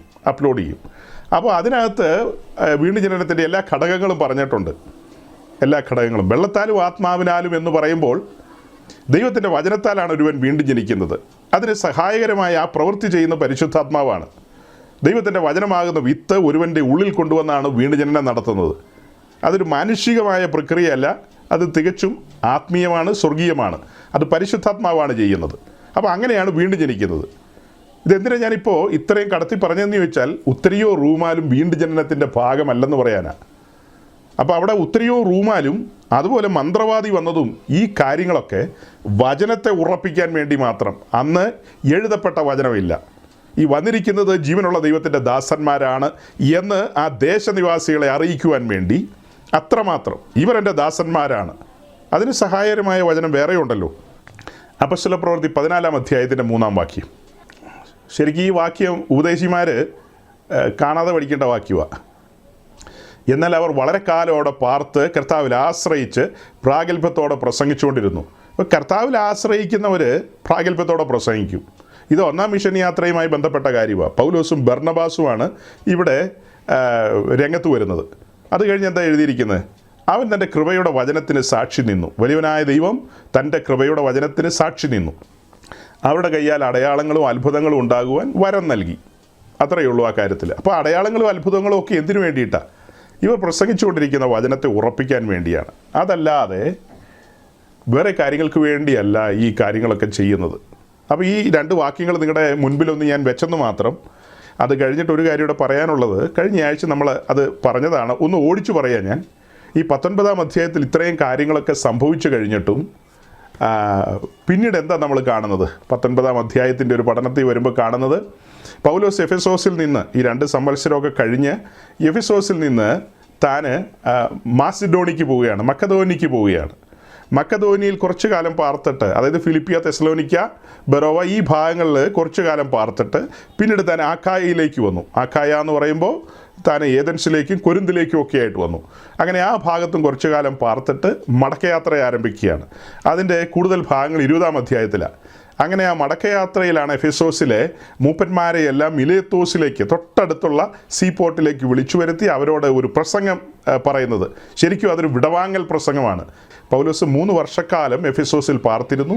അങ്ങനെ ആ എഫേസ്യ സഭയെ ശുശ്രൂഷിച്ചതും ആ കാര്യങ്ങളൊക്കെ നമുക്കറിയാം. അത് കഴിഞ്ഞ് ഇവരെയൊക്കെ വിളിച്ചു വരുത്തി അവരോട് കാര്യങ്ങളൊക്കെ പറഞ്ഞ് ഒരു വിടവാങ്ങൽ പ്രസംഗം നടത്തി. എല്ലാവരും പരസ്പരം ചുംബിച്ച് പിന്നെ ഇച്ചിരി കരഞ്ഞ് അങ്ങനെയൊക്കെ താൻ യെരുശലേമിലേക്ക് മടങ്ങുന്ന മടക്കമാണ് 20-ാം അധ്യായത്തിൽ. ആ സമയത്ത് അവരോട് പറയുന്ന കാര്യം നമുക്കറിയാം. ഞാൻ ആസിയിൽ വന്ന 1-ാം നാൾ മുതൽ നിങ്ങളോടുകൂടെ എങ്ങനെയായിരുന്നെന്നും യഹൂദന്മാരാൽ തനിക്ക് നേരിട്ട ആ പ്രതിസന്ധികളെക്കുറിച്ചൊക്കെ പറഞ്ഞിട്ട് പറയുകയാണ്. ഇവിടെ വന്ന സമയം മുതൽ ഞാൻ പട്ടണം തോറും പിന്നെ ഓരോ ഭവനം തോറും അഥവാ വീട് തോറും നിങ്ങളെയൊക്കെ ഉപദേശിക്കുകയും പഠിപ്പിക്കുകയും ചെയ്ത കാര്യങ്ങൾ എന്തെല്ലാമാണെന്നുള്ള കാര്യങ്ങളാണ് തന്നെ പറയുന്നത്. താൻ അവിടെ ഉപദേശിച്ചു പഠിപ്പിച്ചു എന്നുള്ള കാര്യമാണ് പറയുന്നത്. മെയ്മേൽ നിന്നുള്ള ഉത്തരിയോ റൂമാലും ഇങ്ങനെയുള്ള കാര്യങ്ങൾക്കൊന്നും പ്രാധാന്യം കൊടുക്കുന്നില്ല. ഈ വക കാര്യങ്ങളൊന്നും പൗലോസ് അവിടെ ഊന്നി പറയുന്നില്ല. അത് കഴിഞ്ഞിട്ട് പൗലോസ് പറയുന്നത് അതിൻ്റെ 28-29 വാക്യങ്ങളിലേക്ക് വരുമ്പോൾ 20-ാം അധ്യായത്തിൻ്റെ 28-29 വാക്യങ്ങളൊന്ന് വായിച്ചേ. 28-ാം വാക്യത്തിൽ നമ്മൾ കാണുന്നത്, നിങ്ങളെ തന്നെയും തൻ സ്വന്തം രക്തത്താൽ സമ്പാദിച്ചിരിക്കുന്ന ദൈവത്തിൻ്റെ സഭയെ മേയ്പ്പാൻ പരിശുദ്ധാത്മാവ് നിങ്ങളെ അധ്യക്ഷരാക്കി വെച്ച ആട്ടിൻകൂട്ടം മുഴുവനെയും സൂക്ഷിച്ചുകൊള്ളുവിൻ. മൂപ്പന്മാരോട് പറയുകയാണ് ഈ ആട്ടിൻകൂട്ടത്തെ സൂക്ഷിക്കണം. അത് കഴിഞ്ഞിട്ട് പിന്നീട് അതിൻ്റെ 29, 30, 31 ഈ 3 വാക്യം കൂടെ ചേർത്ത് വായിക്കണം. 29, 30, 31. ഞാൻ പോയ ശേഷം ആട്ടിൻകൂട്ടത്തെ ആദരിക്കാത്ത കൊടിയ ചെന്നായ്ക്കൾ നിങ്ങളുടെ ഇടയിൽ കടക്കുമെന്ന് ഞാൻ അറിയുന്നു. ശിഷ്യന്മാരെ തങ്ങളുടെ പിന്നാലെ വലിച്ചു കൊള്ളവാനായി വിപരീത ഉപദേശം പ്രസ്താവിക്കുന്ന പുരുഷന്മാർ നിങ്ങളുടെ ഇടയിൽ നിന്നും എഴുന്നേൽക്കും. അതുകൊണ്ട് ഉണർന്നിരിപ്പീൻ. ഞാൻ 3 സംവത്സരം രാപ്പകൽ ഇടവിടാതെ കണ്ണുനീർ വാർത്തുകൊണ്ട് ഓരോരുത്തരും ബുദ്ധി പറഞ്ഞു തന്നത് ഓർത്തുകൊള്ളുവീൻ. ഇവിടെ നമ്മൾ 29-ാം വാക്യത്തിൽ വായിക്കുന്നത്, ഞാൻ പോയ ശേഷം ആട്ടിൻകൂട്ടത്തെ ആദരിക്കാത്ത കൊടിയ ചെന്നായ്ക്കൾ നിങ്ങളുടെ ഇടയിൽ കടക്കുമെന്ന് ഞാൻ അറിയുന്നു. അതായത് പുറമെ നിന്ന് കടക്കുമെന്നുള്ളതാണ് പൗലോസ് പറയുന്നത്. 30-ാം വാക്യത്തിലേക്ക് വരുമ്പോൾ, ശിഷ്യന്മാരെ തങ്ങളുടെ പിന്നാലെ വലിച്ചു കളയുവാനായി വിപരീത ഉപദേശം പ്രസ്താവിക്കുന്ന പുരുഷന്മാർ നിങ്ങളുടെ ഇടയിൽ നിന്ന് തന്നെ എഴുന്നേൽക്കും. അങ്ങനെയാണ് പറയുന്നത്. അതുകൊണ്ട് ഉണർന്നിരിപ്പീൻ, ഞാൻ 3 സംവത്സരം രാപ്പകൽ ഇടവിടാതെ കണ്ണുനീർ വാർത്തും കൊണ്ട് ഓരോരുത്തരും ബുദ്ധി പറഞ്ഞു തന്നത് ഓർത്തുകൊള്ളുവിൻ. അതുകൊണ്ട് ഉണർന്നിരിപ്പീൻ, ഞാൻ 3 സംവത്സരം രാപ്പകൽ ഇടവിടാതെ കണ്ണുനീർ വാർത്തുകൊണ്ട് ഓരോരുത്തരും ബുദ്ധി പറഞ്ഞു തന്നത് ഓർത്തുകൊള്ളുവിൻ. നിങ്ങൾ എന്ത് ഓർത്തുകൊള്ളണമെന്നാണ് പൗലോസ് പറയുന്നത്? താൻ 3 സംവത്സരം ഇടവിടാതെ രാപ്പകൽ, അങ്ങനെയൊക്കെയല്ലേ വായിക്കുന്നത്? ഇടവിടാതെ രാപ്പകൽ കണ്ണുനീർ വാർത്തും കൊണ്ട് ഓരോരുത്തരും ബുദ്ധി പറഞ്ഞു തന്നത്, ഓരോരുത്തരും ബുദ്ധി പറഞ്ഞു തന്ന. അപ്പോൾ സകല കാര്യങ്ങൾ പറഞ്ഞിട്ടുണ്ട്. ആ കൂട്ടത്തിൽ ഒന്നുകൂടെ എടുത്തു പറയുകയാണ്, ഞാൻ പോയ ശേഷം കൊടിയ നായ്ക്കൾ കടക്കുമെന്നുള്ളത്. ഇവിടെ അവരോട് ഞാൻ വന്ന കാലം മുതൽ നമ്മൾ എന്തൊരു അത്ഭുതങ്ങളും അടയാളങ്ങളും ഒക്കെ ആയിരുന്നു കണ്ടത്. മെയ്മേൽ നിന്ന് ഉത്തരിയോ റൂമാലും ഒക്കെ ഇട്ടു, പിന്നെ മന്ത്രവാദി വന്നു. ഈ കാര്യമൊന്നും അല്ല പറയുന്നത്, അതൊക്കെ കഴിഞ്ഞു പോയ കാര്യങ്ങളാണ്. അന്ന് വചനം പ്രസംഗിച്ചു, വചനത്തെ ഉറപ്പിക്കാൻ വേണ്ടി ദൈവം ചില പ്രവൃത്തികൾ ചെയ്തു. ഇപ്പോൾ പറയുന്ന ഭയാനകമായ കാര്യമാണ്. കൃപയുടെ വചനത്താൽ മുൻപോട്ട് വന്ന ഈ ജനം ഇനി ഈ പറയപ്പെട്ട ആളുകളുടെ പ്രഭാഷണങ്ങൾ കേട്ട് തെറ്റിപ്പോകാനുള്ള സാധ്യത മുന്നറിയിപ്പാണ് പറഞ്ഞു കൊടുക്കുന്നത്. കർത്താവിൻ്റെ ദാസന്മാർ വാസ്തവമായി ദൈവവചനം പറയുന്നവരാണെങ്കിൽ അവർ മുന്നറിയിപ്പുകളും കൂടെ കൊടുക്കും. അല്ലേ? മുന്നറിയിപ്പ് കൊടുക്കാതിരിക്കുമോ? പൗലോസ് മനസ്സിൽ വെച്ചുകൊണ്ടിരിക്കുകയാണ്, ഇങ്ങനെയൊക്കെ സംഭവിക്കട്ടെ, അന്നേരം നമുക്ക് നോക്കാം. അങ്ങനെയാണോ? അന്നേരം നോക്കാമെന്നാണോ? ഒരു മലയാളി പെന്തിക്കോസ് പാസ്റ്റർ ആയിരുന്നു പൗലോസിൻ്റെ സ്ഥാനത്തെങ്കിൽ എന്തു പറയുമായിരുന്നു? അഴുക്കാടുന്നവൻ അഴുക്കാടട്ടെ, വിശുദ്ധൻ ഇനിയും തന്നെ വിശുദ്ധീകരിക്കട്ടെ. ഇതായിരിക്കും ഒരു മലയാളി പെന്തിക്കോസ് പാസ്റ്ററാണ് പറയുന്നത്. ഓരോ കാര്യത്തിൻ്റെ സന്ദർഭം എന്താ, അതെന്തിനവിടെ എഴുതി വച്ചിരിക്കുന്നു, അത് എല്ലായിടത്തും എടുത്ത് പ്രയോഗിക്കാമോ, സകല സ്ഥലത്തും അത് പ്രയോഗിക്കാമോ എന്നൊന്നും ഒരു ചിന്തയില്ല. ഒന്ന് പറഞ്ഞ് രണ്ടിന് പറയും അഴുക്കാടുന്നവൻ അഴുക്കാടട്ടെ, നമുക്കെന്ത് ചെയ്യാൻ പറ്റുമെന്ന്. ഇപ്പം സാധാരണ ഒരു വിശ്വാസിക്ക് ചെയ്യാൻ കഴിയുന്ന കാര്യത്തിന് ചില പരിമിതികൾ കാണും. പക്ഷേ കർത്താവ് തൻ്റെ തോട്ടത്തിൽ വേലയ്ക്കാക്കി വെച്ചിരിക്കുന്ന ആളുകൾ, ആ ആളുകളെ സംബന്ധിച്ച് അവരാണ് ചെറുകുറുക്കന്മാരെ കൈകാര്യം ചെയ്യേണ്ടത്. തൻ്റെ ആട്ടിൻകൂട്ടത്തോടുള്ള ബന്ധത്തിൽ താൻ കാവൽക്കാരെ ആക്കി വെച്ചിട്ടുണ്ട്. ചെന്നായി വരുമ്പോൾ അവർ പറയാണ് അഴുക്കാടുന്നവൻ അഴുക്കാടട്ടെ, വിശുദ്ധൻ ഇനിയും തന്നെ വിശുദ്ധീകരിക്കട്ടെ. അങ്ങനെ പറഞ്ഞ് അങ്ങ് ഒഴിയാൻ പറ്റുമോ? അങ്ങനെ പറഞ്ഞ് ഒഴിയുന്നതാണോ ഇവിടെ പൗലോസ് പറഞ്ഞത്? ബുദ്ധി പറഞ്ഞു കൊടുത്തെന്നാണ് പറഞ്ഞത്. സംഭവിക്കാൻ പോകുന്ന കാര്യങ്ങൾ ഇങ്ങനെയൊക്കെയാണെന്ന്. മേലാൽ സംഭവിക്കാനുള്ള കാര്യങ്ങളൊക്കെ പറഞ്ഞു കൊടുക്കേണ്ട ഉത്തരവാദിത്വമുണ്ട് ദൈവദാസന്മാർക്ക്. അതവർ പറഞ്ഞു കൊടുക്കുമ്പോഴാണ് ആളുകൾ പറയുന്നത് അയ്യോ വിമർശനങ്ങളാണ്, അയ്യോ കുറ്റപ്പെടുത്തലുകളാണ് എന്നൊക്കെ പറഞ്ഞ ആളുകൾ വരും. അതൊക്കെ പറഞ്ഞു വരുമ്പോഴാണ് കഴിഞ്ഞ ആഴ്ചത്തെ നമ്മുടെ മെസ്സേജിനോടുള്ള ബന്ധത്തിലുമൊക്കെ ഒത്തിരി ആളുകൾ ആ തരത്തിൽ കമൻ്റൊക്കെ എഴുതിയിട്ടുണ്ട്. അപ്പം ഞാൻ തന്നെ ഇരുന്ന് ചിന്തിക്കാറുണ്ട്, എൻ്റെ ദൈവമേ, ഞാനുമായി ബന്ധപ്പെട്ട പ്രിയപ്പെട്ടവരോട് ചുറ്റുപാട് നടക്കുന്ന കാര്യങ്ങളിൽ ജാഗരൂകരായിരിക്കണം. ഇങ്ങനത്തെ വിഷയങ്ങളൊക്കെ നമ്മുടെ ചുറ്റും നടക്കുന്നുണ്ട്. ലോകത്ത് നടക്കുന്ന എല്ലാ കാര്യത്തിലും നമുക്ക് തലയിടേണ്ട ആവശ്യമില്ല, എല്ലാം നമ്മൾ അറിയേണ്ട ആവശ്യമില്ല. എന്നാൽ ചില കാര്യങ്ങൾ നമ്മൾ അറിഞ്ഞിരുന്നില്ലെങ്കിൽ നമ്മൾ അബദ്ധത്തിൽ പറ്റും. ഇന്ന് എനിക്കൊരു സഹോദരൻ ഒരു മെസ്സേജ് അയച്ചു. ആ മെസ്സേജിനകത്ത് പറഞ്ഞിരിക്കുന്ന കാര്യം എനിക്ക് വളരെ അടുപ്പമുള്ളൊരു ദൈവദാസൻ, എന്നേക്കാളൊക്കെ സീനിയറായിട്ടുള്ള 10-25 വർഷത്തിലധികം ശുശ്രൂഷയുള്ളൊരു ദൈവദാസൻ, അദ്ദേഹത്തിൻ്റെ സഭയിലെ ഒരു സഹായിയും അസിസ്റ്റൻറ്റുമായ ഒരു പ്രിയപ്പെട്ടവൻ ഈ ബാംഗ്ലൂരിലെ ഉണർവിൽ ഈ ലിക്വിഡ് ഫയറൊക്കെ കിടന്ന് കത്തി മറിയുമ്പോൾ അതിനെ ട്രാൻസ്ലേറ്റ് ചെയ്തുകൊണ്ടിരിക്കുക. നല്ല ഒന്നാന്തരം മുളക്കുഴക്കാരൻ ചെറുക്കൻ അവൻ മര്യാദയ്ക്ക് ആ ദൈവദാസൻ നന്നായിട്ട് വചനം പഠിപ്പിക്കുന്ന ദൈവദാസനാണ്, നല്ല രീതിയിൽ ജീവിക്കുന്ന മനുഷ്യനാണ്. പക്ഷെ അവരൊക്കെ ചില സമയത്ത് പറഞ്ഞു കളയും അഴുക്കാടുന്നവൻ അഴുക്കാടട്ടെ. നമ്മളെന്തിനാ അതൊക്കെ നോക്കുന്നത്? ഈ നെഗറ്റീവ് കാര്യങ്ങളൊക്കെ നമ്മളെന്തിനാ ശ്രദ്ധിക്കുന്നത്? നമ്മളതൊന്നും കേൾക്കുക പോലും വേണ്ട, കാതങ്ങ് അടച്ചു വെച്ചരെന്ന് പറഞ്ഞു. ഈ കാതൊക്കെ അടച്ചു വെക്കാവുന്നൊരു സാധനമുണ്ട്, ഇയർബഡ്സ്, അതിങ്ങനെ കയറ്റി വെച്ചാൽ ഒന്നും കേൾക്കേണ്ടി വരില്ല. പക്ഷേ ഈ ചുറ്റും നടക്കുന്നൊരു ശുശ്രൂഷകൻ അറിഞ്ഞിരുന്നില്ലെങ്കിൽ അപകടം എന്താണെന്നറിയാവോ? ആ കാര്യങ്ങൾ തൻ്റെ ജനത്തോട് A to Z അല്ലെന്നേ അത്യാവശ്യം പറയണം. ഇങ്ങനെയൊക്കെ ചിലത് നടക്കുന്നുണ്ട്, സൂക്ഷ്മത വേണമെന്ന്. ഇതൊന്നും പറഞ്ഞില്ല. ആ കൊച്ചിയിറക്കൻ എന്ത് ചെയ്തു? കൊച്ചിയിറക്കൻ എന്ന് വെച്ചാൽ അസിസ്റ്റൻ്റ് പാസ്റ്റർ ഇവിടെ വന്ന് ഈ ബഹളത്തിനകത്ത് മുങ്ങിപ്പോയി. പുള്ളിയുടെ കയ്യിൽ ആരും മൈക്ക് കൊടുത്തു, ആരെങ്കിലും കൊടുത്തായിരിക്കും. മൈക്ക് കൊടുത്തപ്പോൾ പുള്ളിക്കാരൻ ഘോരം ട്രാൻസ്ലേഷൻ തുടങ്ങി. കസേര എടുത്ത് ഓടി അടക്കുന്ന ഉപദേശിക്ക് വേണ്ടി അങ്ങനെ എല്ലാവർക്കും വേണ്ടി പുള്ളി ട്രാൻസ്ലേറ്റ് ചെയ്യാൻ തുടങ്ങി. എങ്ങനെ ഇരിക്കും? കുഴി ചാടുമോ ഇല്ലയോ? ഞാൻ പറഞ്ഞ് മനസ്സിലായോ? കുഴി ചാടാനായിട്ട് ഒത്തിരി നേരമൊന്നും വേണ്ട സഹോദരങ്ങളെ, കുഴി ചാടാനായിട്ട് ഒത്തിരി നേരമൊന്നും വേണ്ട. പല കാര്യത്തെക്കുറിച്ചും നമ്മുടെ ആളുകൾക്ക് വ്യക്തമായ ഗ്രാഹ്യമില്ലെന്ന് ഈ അടുത്ത സമയത്താണ് ഞാൻ മനസ്സിലാക്കുന്നത്. നമ്മുടെ ശുശ്രൂഷകന്മാരായിരിക്കുന്ന ആളുകൾ, സീനിയർ പാസ്റ്റർമാർ, അങ്ങനത്തെ 1-2 കാര്യങ്ങളും കൂടെ ഇന്ന് നമുക്ക് ഡിസ്കസ് ചെയ്യേണ്ടതുണ്ട്. നമുക്ക് ഗൗരവമായി ചില കാര്യങ്ങൾ ചിന്തിക്കേണ്ടതുണ്ട്. ഈ കഴിഞ്ഞ ദിവസം തന്നെ ഒരു പ്രധാനപ്പെട്ട വ്യക്തി മരിച്ച കാര്യം പറഞ്ഞല്ലോ. നമ്മുടെ കെ പി ചായൻ മരിച്ച കാര്യം. കെ പി ചായൻ എന്നൊക്കെ പറഞ്ഞാൽ അവർ തല്ലിക്കൊല്ലുമെന്തോ. എന്തും ആകട്ടെ, നമുക്ക് പഴയ കെ പി ചായനല്ലേ പുള്ളി ഇപ്പോൾ യോഹാൻ പ്രഥമനൊക്കെ ആയെങ്കിലും എന്തും ആകട്ടെ, നമ്മൾ ആ രീതിയിൽ റെസ്പെക്റ്റ് ചെയ്ത് പറയുകയാണ്. അദ്ദേഹത്തിൻ്റെ മരണത്തോടുള്ള ബന്ധത്തിൽ ആളുകൾ എന്തെല്ലാം പറയുന്നതെന്നറിയാവോ? സഹതാപം തോന്നുക ഈ പെന്തക്കോസുകാരെ സംബന്ധിച്ച്. ഒരു കാര്യത്തെക്കുറിച്ച് കൃത്യതയോടെ ഒരു ആൻസർ പറയാൻ അറിയാവുന്ന വിശ്വാസികൾ പല സഭകളിലും ഇല്ല. ഈ ഒരു സബ്ജക്റ്റിനെ കുറിച്ച് 2 വാക്ക് പറയാമെന്ന് ചോദിച്ചാൽ അദ്ദേഹം ഭയങ്കര മിഷണറി ആയിരുന്നു, പിന്നെ അദ്ദേഹം അങ്ങനെയായിരുന്നു ഇങ്ങനെയായിരുന്നു എന്തെല്ലാമൊക്കെ തട്ടിവിടുന്നത്. 25 വർഷം ബൈബിൾ സ്കൂളിൽ പഠിപ്പിച്ച അധ്യാപകൻ, എന്നെ പഠിപ്പിച്ചൊരു അധ്യാപകൻ, അത് എഴുതി വെച്ചേക്കുന്ന കണ്ടിട്ട് എനിക്ക് സഹതാപം തോന്നി. ഓരോ കാര്യത്തിൻ്റെയും പൊരുളുകൾ തിരിച്ചെടുക്കാൻ പാകത്തിന് പ്രാപ്തരല്ല പലരും. നമ്മൾ ആത്മീയത്തിൽ വളരുന്നൊന്നുമില്ല കേട്ടോ. അങ്ങനെ ആരെങ്കിലും തോന്നുന്നുണ്ടെങ്കിൽ ഒരു കാര്യത്തെക്കുറിച്ചൊരു കൃത്യമായൊരു വാക്ക് പറയാൻ നമുക്കറിയില്ല നമ്മുടെ ആളുകൾക്ക്. കാതോലിക്ക പാപ മരിച്ചു കിടക്കുമ്പോൾ ഒരു വിശ്വാസി പാസ്റ്റർ എന്നുള്ള നിലയിൽ എന്നോട് ചോദിക്കുക, അതെന്താണെന്ന് ചോദിച്ചു കഴിഞ്ഞാൽ അത് ഇന്ന സമൂഹത്തിൻ്റെ കാതോലിക്ക പാവയ, അവരുടെ ഒരു മേൽപ്പെട്ട സ്ഥാനീയനാണ്, അദ്ദേഹം മരിച്ചുപോയി. ഓക്കെ, അത് അവിടെ തീർന്നു, ഫിനിഷ്, പരിപാടി കഴിഞ്ഞു.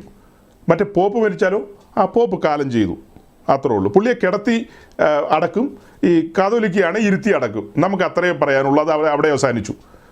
അതേസമയം ചോദിക്കുകയാണ്, ഈ ദേമാസ് ആരാന്ന് ചോദിച്ചാൽ ഞാനെങ്ങും അറിയില്ല, ദേമാസ് വേണ്ടാത്ത ചോദ്യമൊന്നും ചോദിക്കരുത്, അങ്ങനെ പറയാൻ പറ്റുമോ? ദേമാസ് ആരാന്ന് ചോദിച്ചു കഴിഞ്ഞാൽ നമ്മൾ വിസ്തരിക്കും.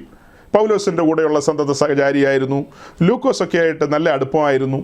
ആ അടുപ്പമൊക്കെ ആയിരുന്നെങ്കിൽ പോലും ഈ കാര്യങ്ങളൊക്കെ പറഞ്ഞു വരുമ്പോൾ വ്യക്തമായിട്ട് എഴുതുകയാണ്, ദേമാസ് എന്നെ വിട്ടുപോയി, ലോകത്തിലേക്ക് ഇറങ്ങിപ്പോയി. അതങ്ങനെ തന്നെയേ എഴുതാൻ പറ്റുള്ളൂ, അല്ലാതെ വേറെ എഴുതാൻ പറ്റുമോ? അതേസമയം ഗ്രീക്ക് പുരോഹിതന്മാരുണ്ട്, പാഗൻ മതത്തിൻ്റെ പുരോഹിതന്മാരുണ്ട്. അവരെക്കുറിച്ചോ ഇന്ദ്രക്ഷേത്രത്തിലെ പുരോഹിതന്മാരെക്കുറിച്ചോ ചന്ദ്രക്ഷേത്രത്തിലെ പുരോഹിതന്മാരെക്കുറിച്ചൊക്കെ ചോദിച്ചോ ഒന്നും പറയാനില്ല. അവരൊക്കെ അവിടെ കാണും, മരിച്ചാൽ അവരൊക്കെ കൊണ്ടുപോയി അടക്കും, അത്രയൊക്കെ ഉള്ളൂ. അതേസമയം ഇദ്ദേഹത്തെക്കുറിച്ചൊരു ചോദ്യം ചോദിച്ചു കഴിഞ്ഞാൽ സുവിശേഷത്തിന് വേണ്ടി ശോഭിച്ചതായിരുന്നു, ഭയങ്കര പ്രകാശം പരത്തിയതാണ്, പിന്നെ ബാറ്ററിയുടെ ചാർജ് പോയി, അങ്ങനെ എന്തെല്ലാമൊക്കെയാണ് പറഞ്ഞു വരുന്നതെന്നറിയാവോ? ഈ പുസ്തകം ഒരു തവണയെങ്കിലും വായിച്ചിട്ടുള്ളവന്മാരാണെങ്കിൽ ഒരു തവണയെങ്കിലും, അതിനകത്ത് എബ്രായ ലേഖനം എന്ന് പറയുന്നൊരു പുസ്തകമുണ്ട്. എബ്രായ ലേഖനം 10-ാം അധ്യായത്തിൽ എന്താ എഴുതിയിരിക്കുന്നത്? വിശ്വാസത്താൽ നീതീകരിക്കപ്പെട്ടവൻ വിശ്വാസത്താൽ ജീവിക്കണം, എൻ്റെ നീതിമാൻ വിശ്വാസത്താൽ ജീവിക്കണം. പിന്മാറുന്നുവെങ്കിൽ എൻ്റെ ഉള്ളത്തിന് അവനിൽ പ്രസാദമില്ല.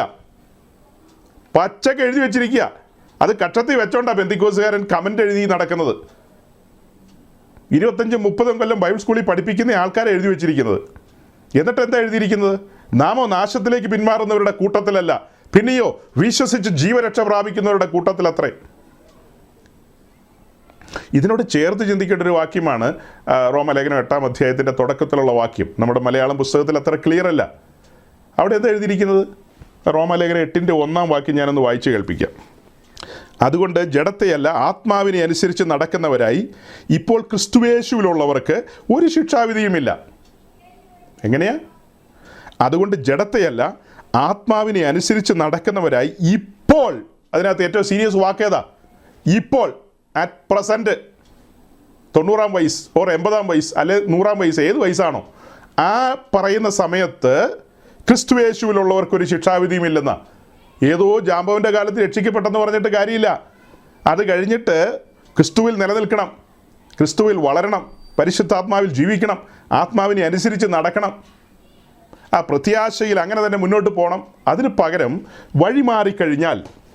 വഴിമാറിക്കഴിഞ്ഞാൽ നാമോ നാശത്തിലേക്ക് പിന്മാറുന്നവരുടെ കൂട്ടത്തിലല്ല, വിശ്വസിച്ച് ജീവരക്ഷ പ്രാപിക്കുന്നവരുടെ കൂട്ടത്തിലത്രേ. അപ്പോൾ അങ്ങനെ ഒരു വ്യക്തി ഈ സമൂഹത്തിൽ വളരെ കാലം ഉണ്ടായിരുന്ന വ്യക്തി, അദ്ദേഹം പെന്തക്കോസ്ത് ഉപദേശങ്ങളും പെന്തക്കോസ്ത് വഴിത്താരകളും വിട്ടുകളഞ്ഞിട്ട് മറ്റൊരു വഴിത്താര തിരഞ്ഞെടുത്തു. പൗരസ്ത്യ ഓർത്തഡോക്സിൻ്റെ ഉപദേശ സംഹിതകളിൽ അദ്ദേഹം ആകർഷനായി.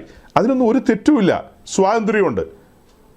മനുഷ്യൻ ഈ ഭൂമിയിലുള്ളിടത്തോളം കാലം അവർക്ക് സ്വാതന്ത്ര്യമുണ്ട്. ഫ്രീ വില്ലൊന്നും തിരിച്ചെടുത്തിട്ടില്ല.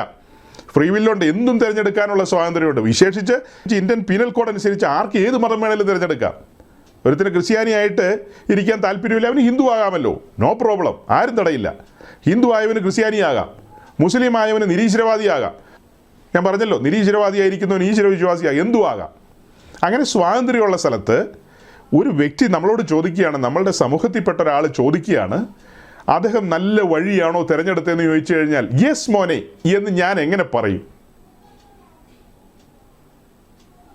അങ്ങനെ എനിക്ക് പറയാൻ പറ്റുമോ ഒരു ദൈവദാസൻ എന്ന നിലയിൽ? അദ്ദേഹം തെറ്റായ വഴിയാണ് തിരഞ്ഞെടുത്തതെന്നല്ലേ പറയാൻ പറ്റുള്ളൂ.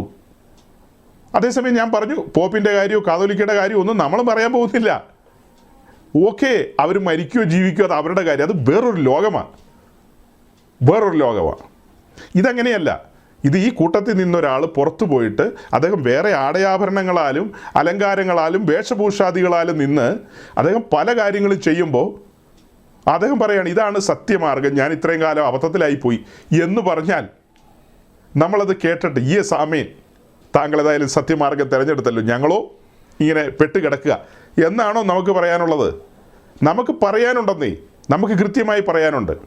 അദ്ദേഹത്തെ ഒരിക്കലും നമ്മൾ മോശക്കാരനാക്കുന്നില്ലല്ലോ. അദ്ദേഹത്തെ നല്ല ആരെയും വ്യക്തിപരമായ ഒരു ആക്രമണവും ഇങ്ങുമില്ല.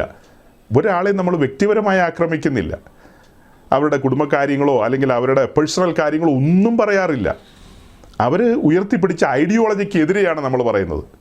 അദ്ദേഹം പ്രവൃത്തിയാലുള്ള രക്ഷയാണ് തിരഞ്ഞെടുത്തത്. എത്രയോ കുഞ്ഞുങ്ങൾ പിന്നീട് മാമോദീസ മുക്കി കാണും.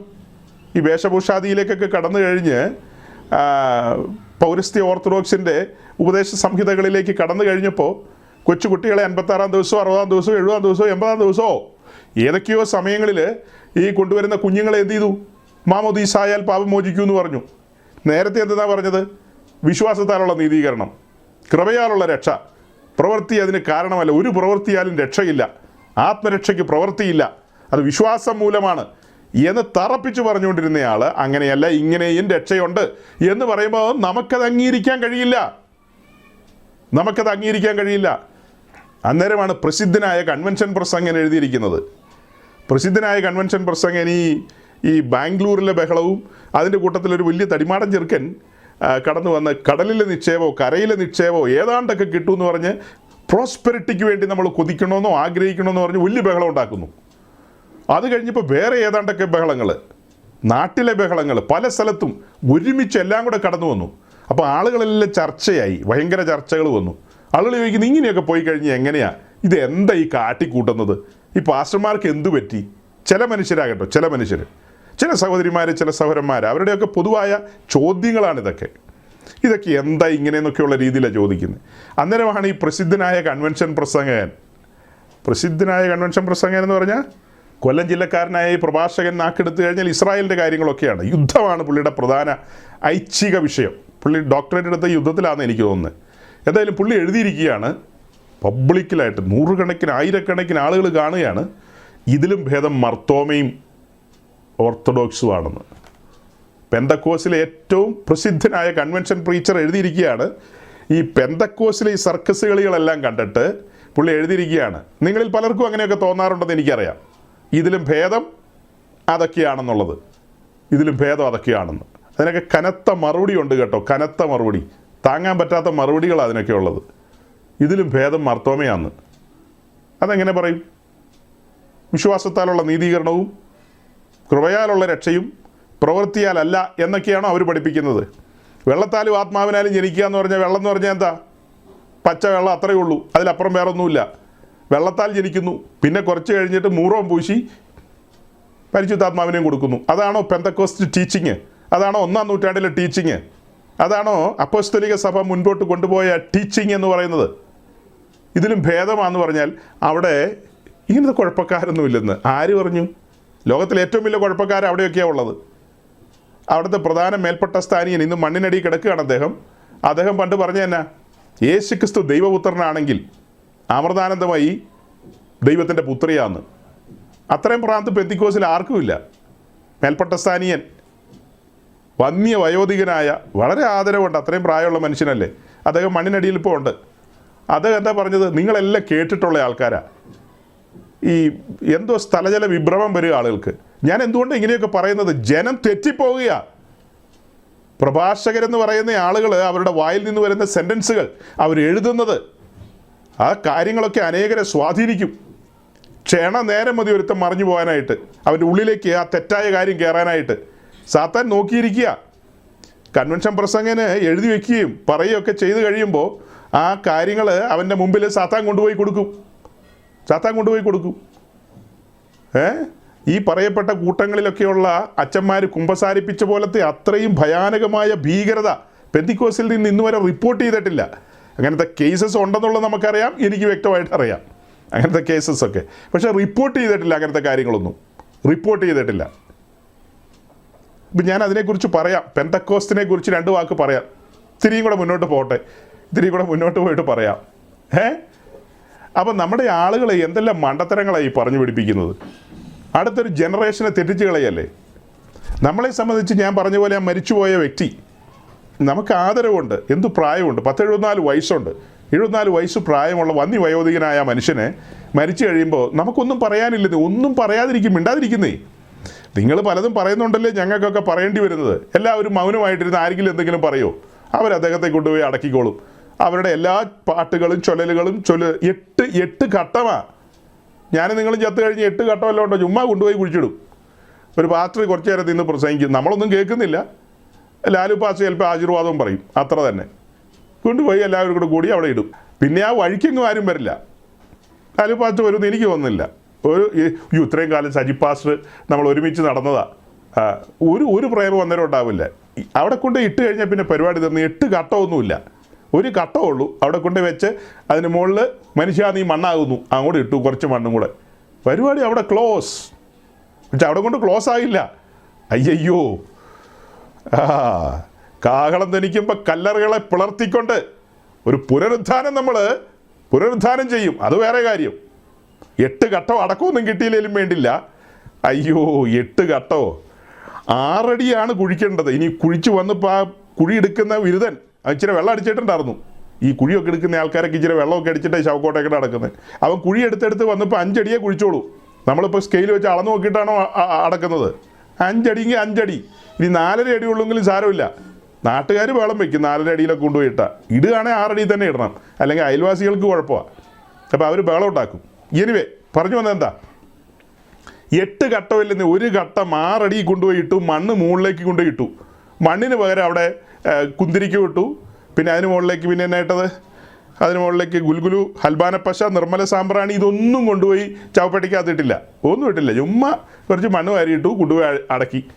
പിന്നെ അവിടെ പിന്നെ ഒരു 2 കൊല്ലം കഴിഞ്ഞ് കുഴിച്ചു നോക്കിയപ്പോൾ അവിടെ ഒരു സരിപാത്രവും ഇല്ല, ആരുമില്ല, പൊടി പോലും ഇല്ല കണ്ടുപിടിക്കാൻ.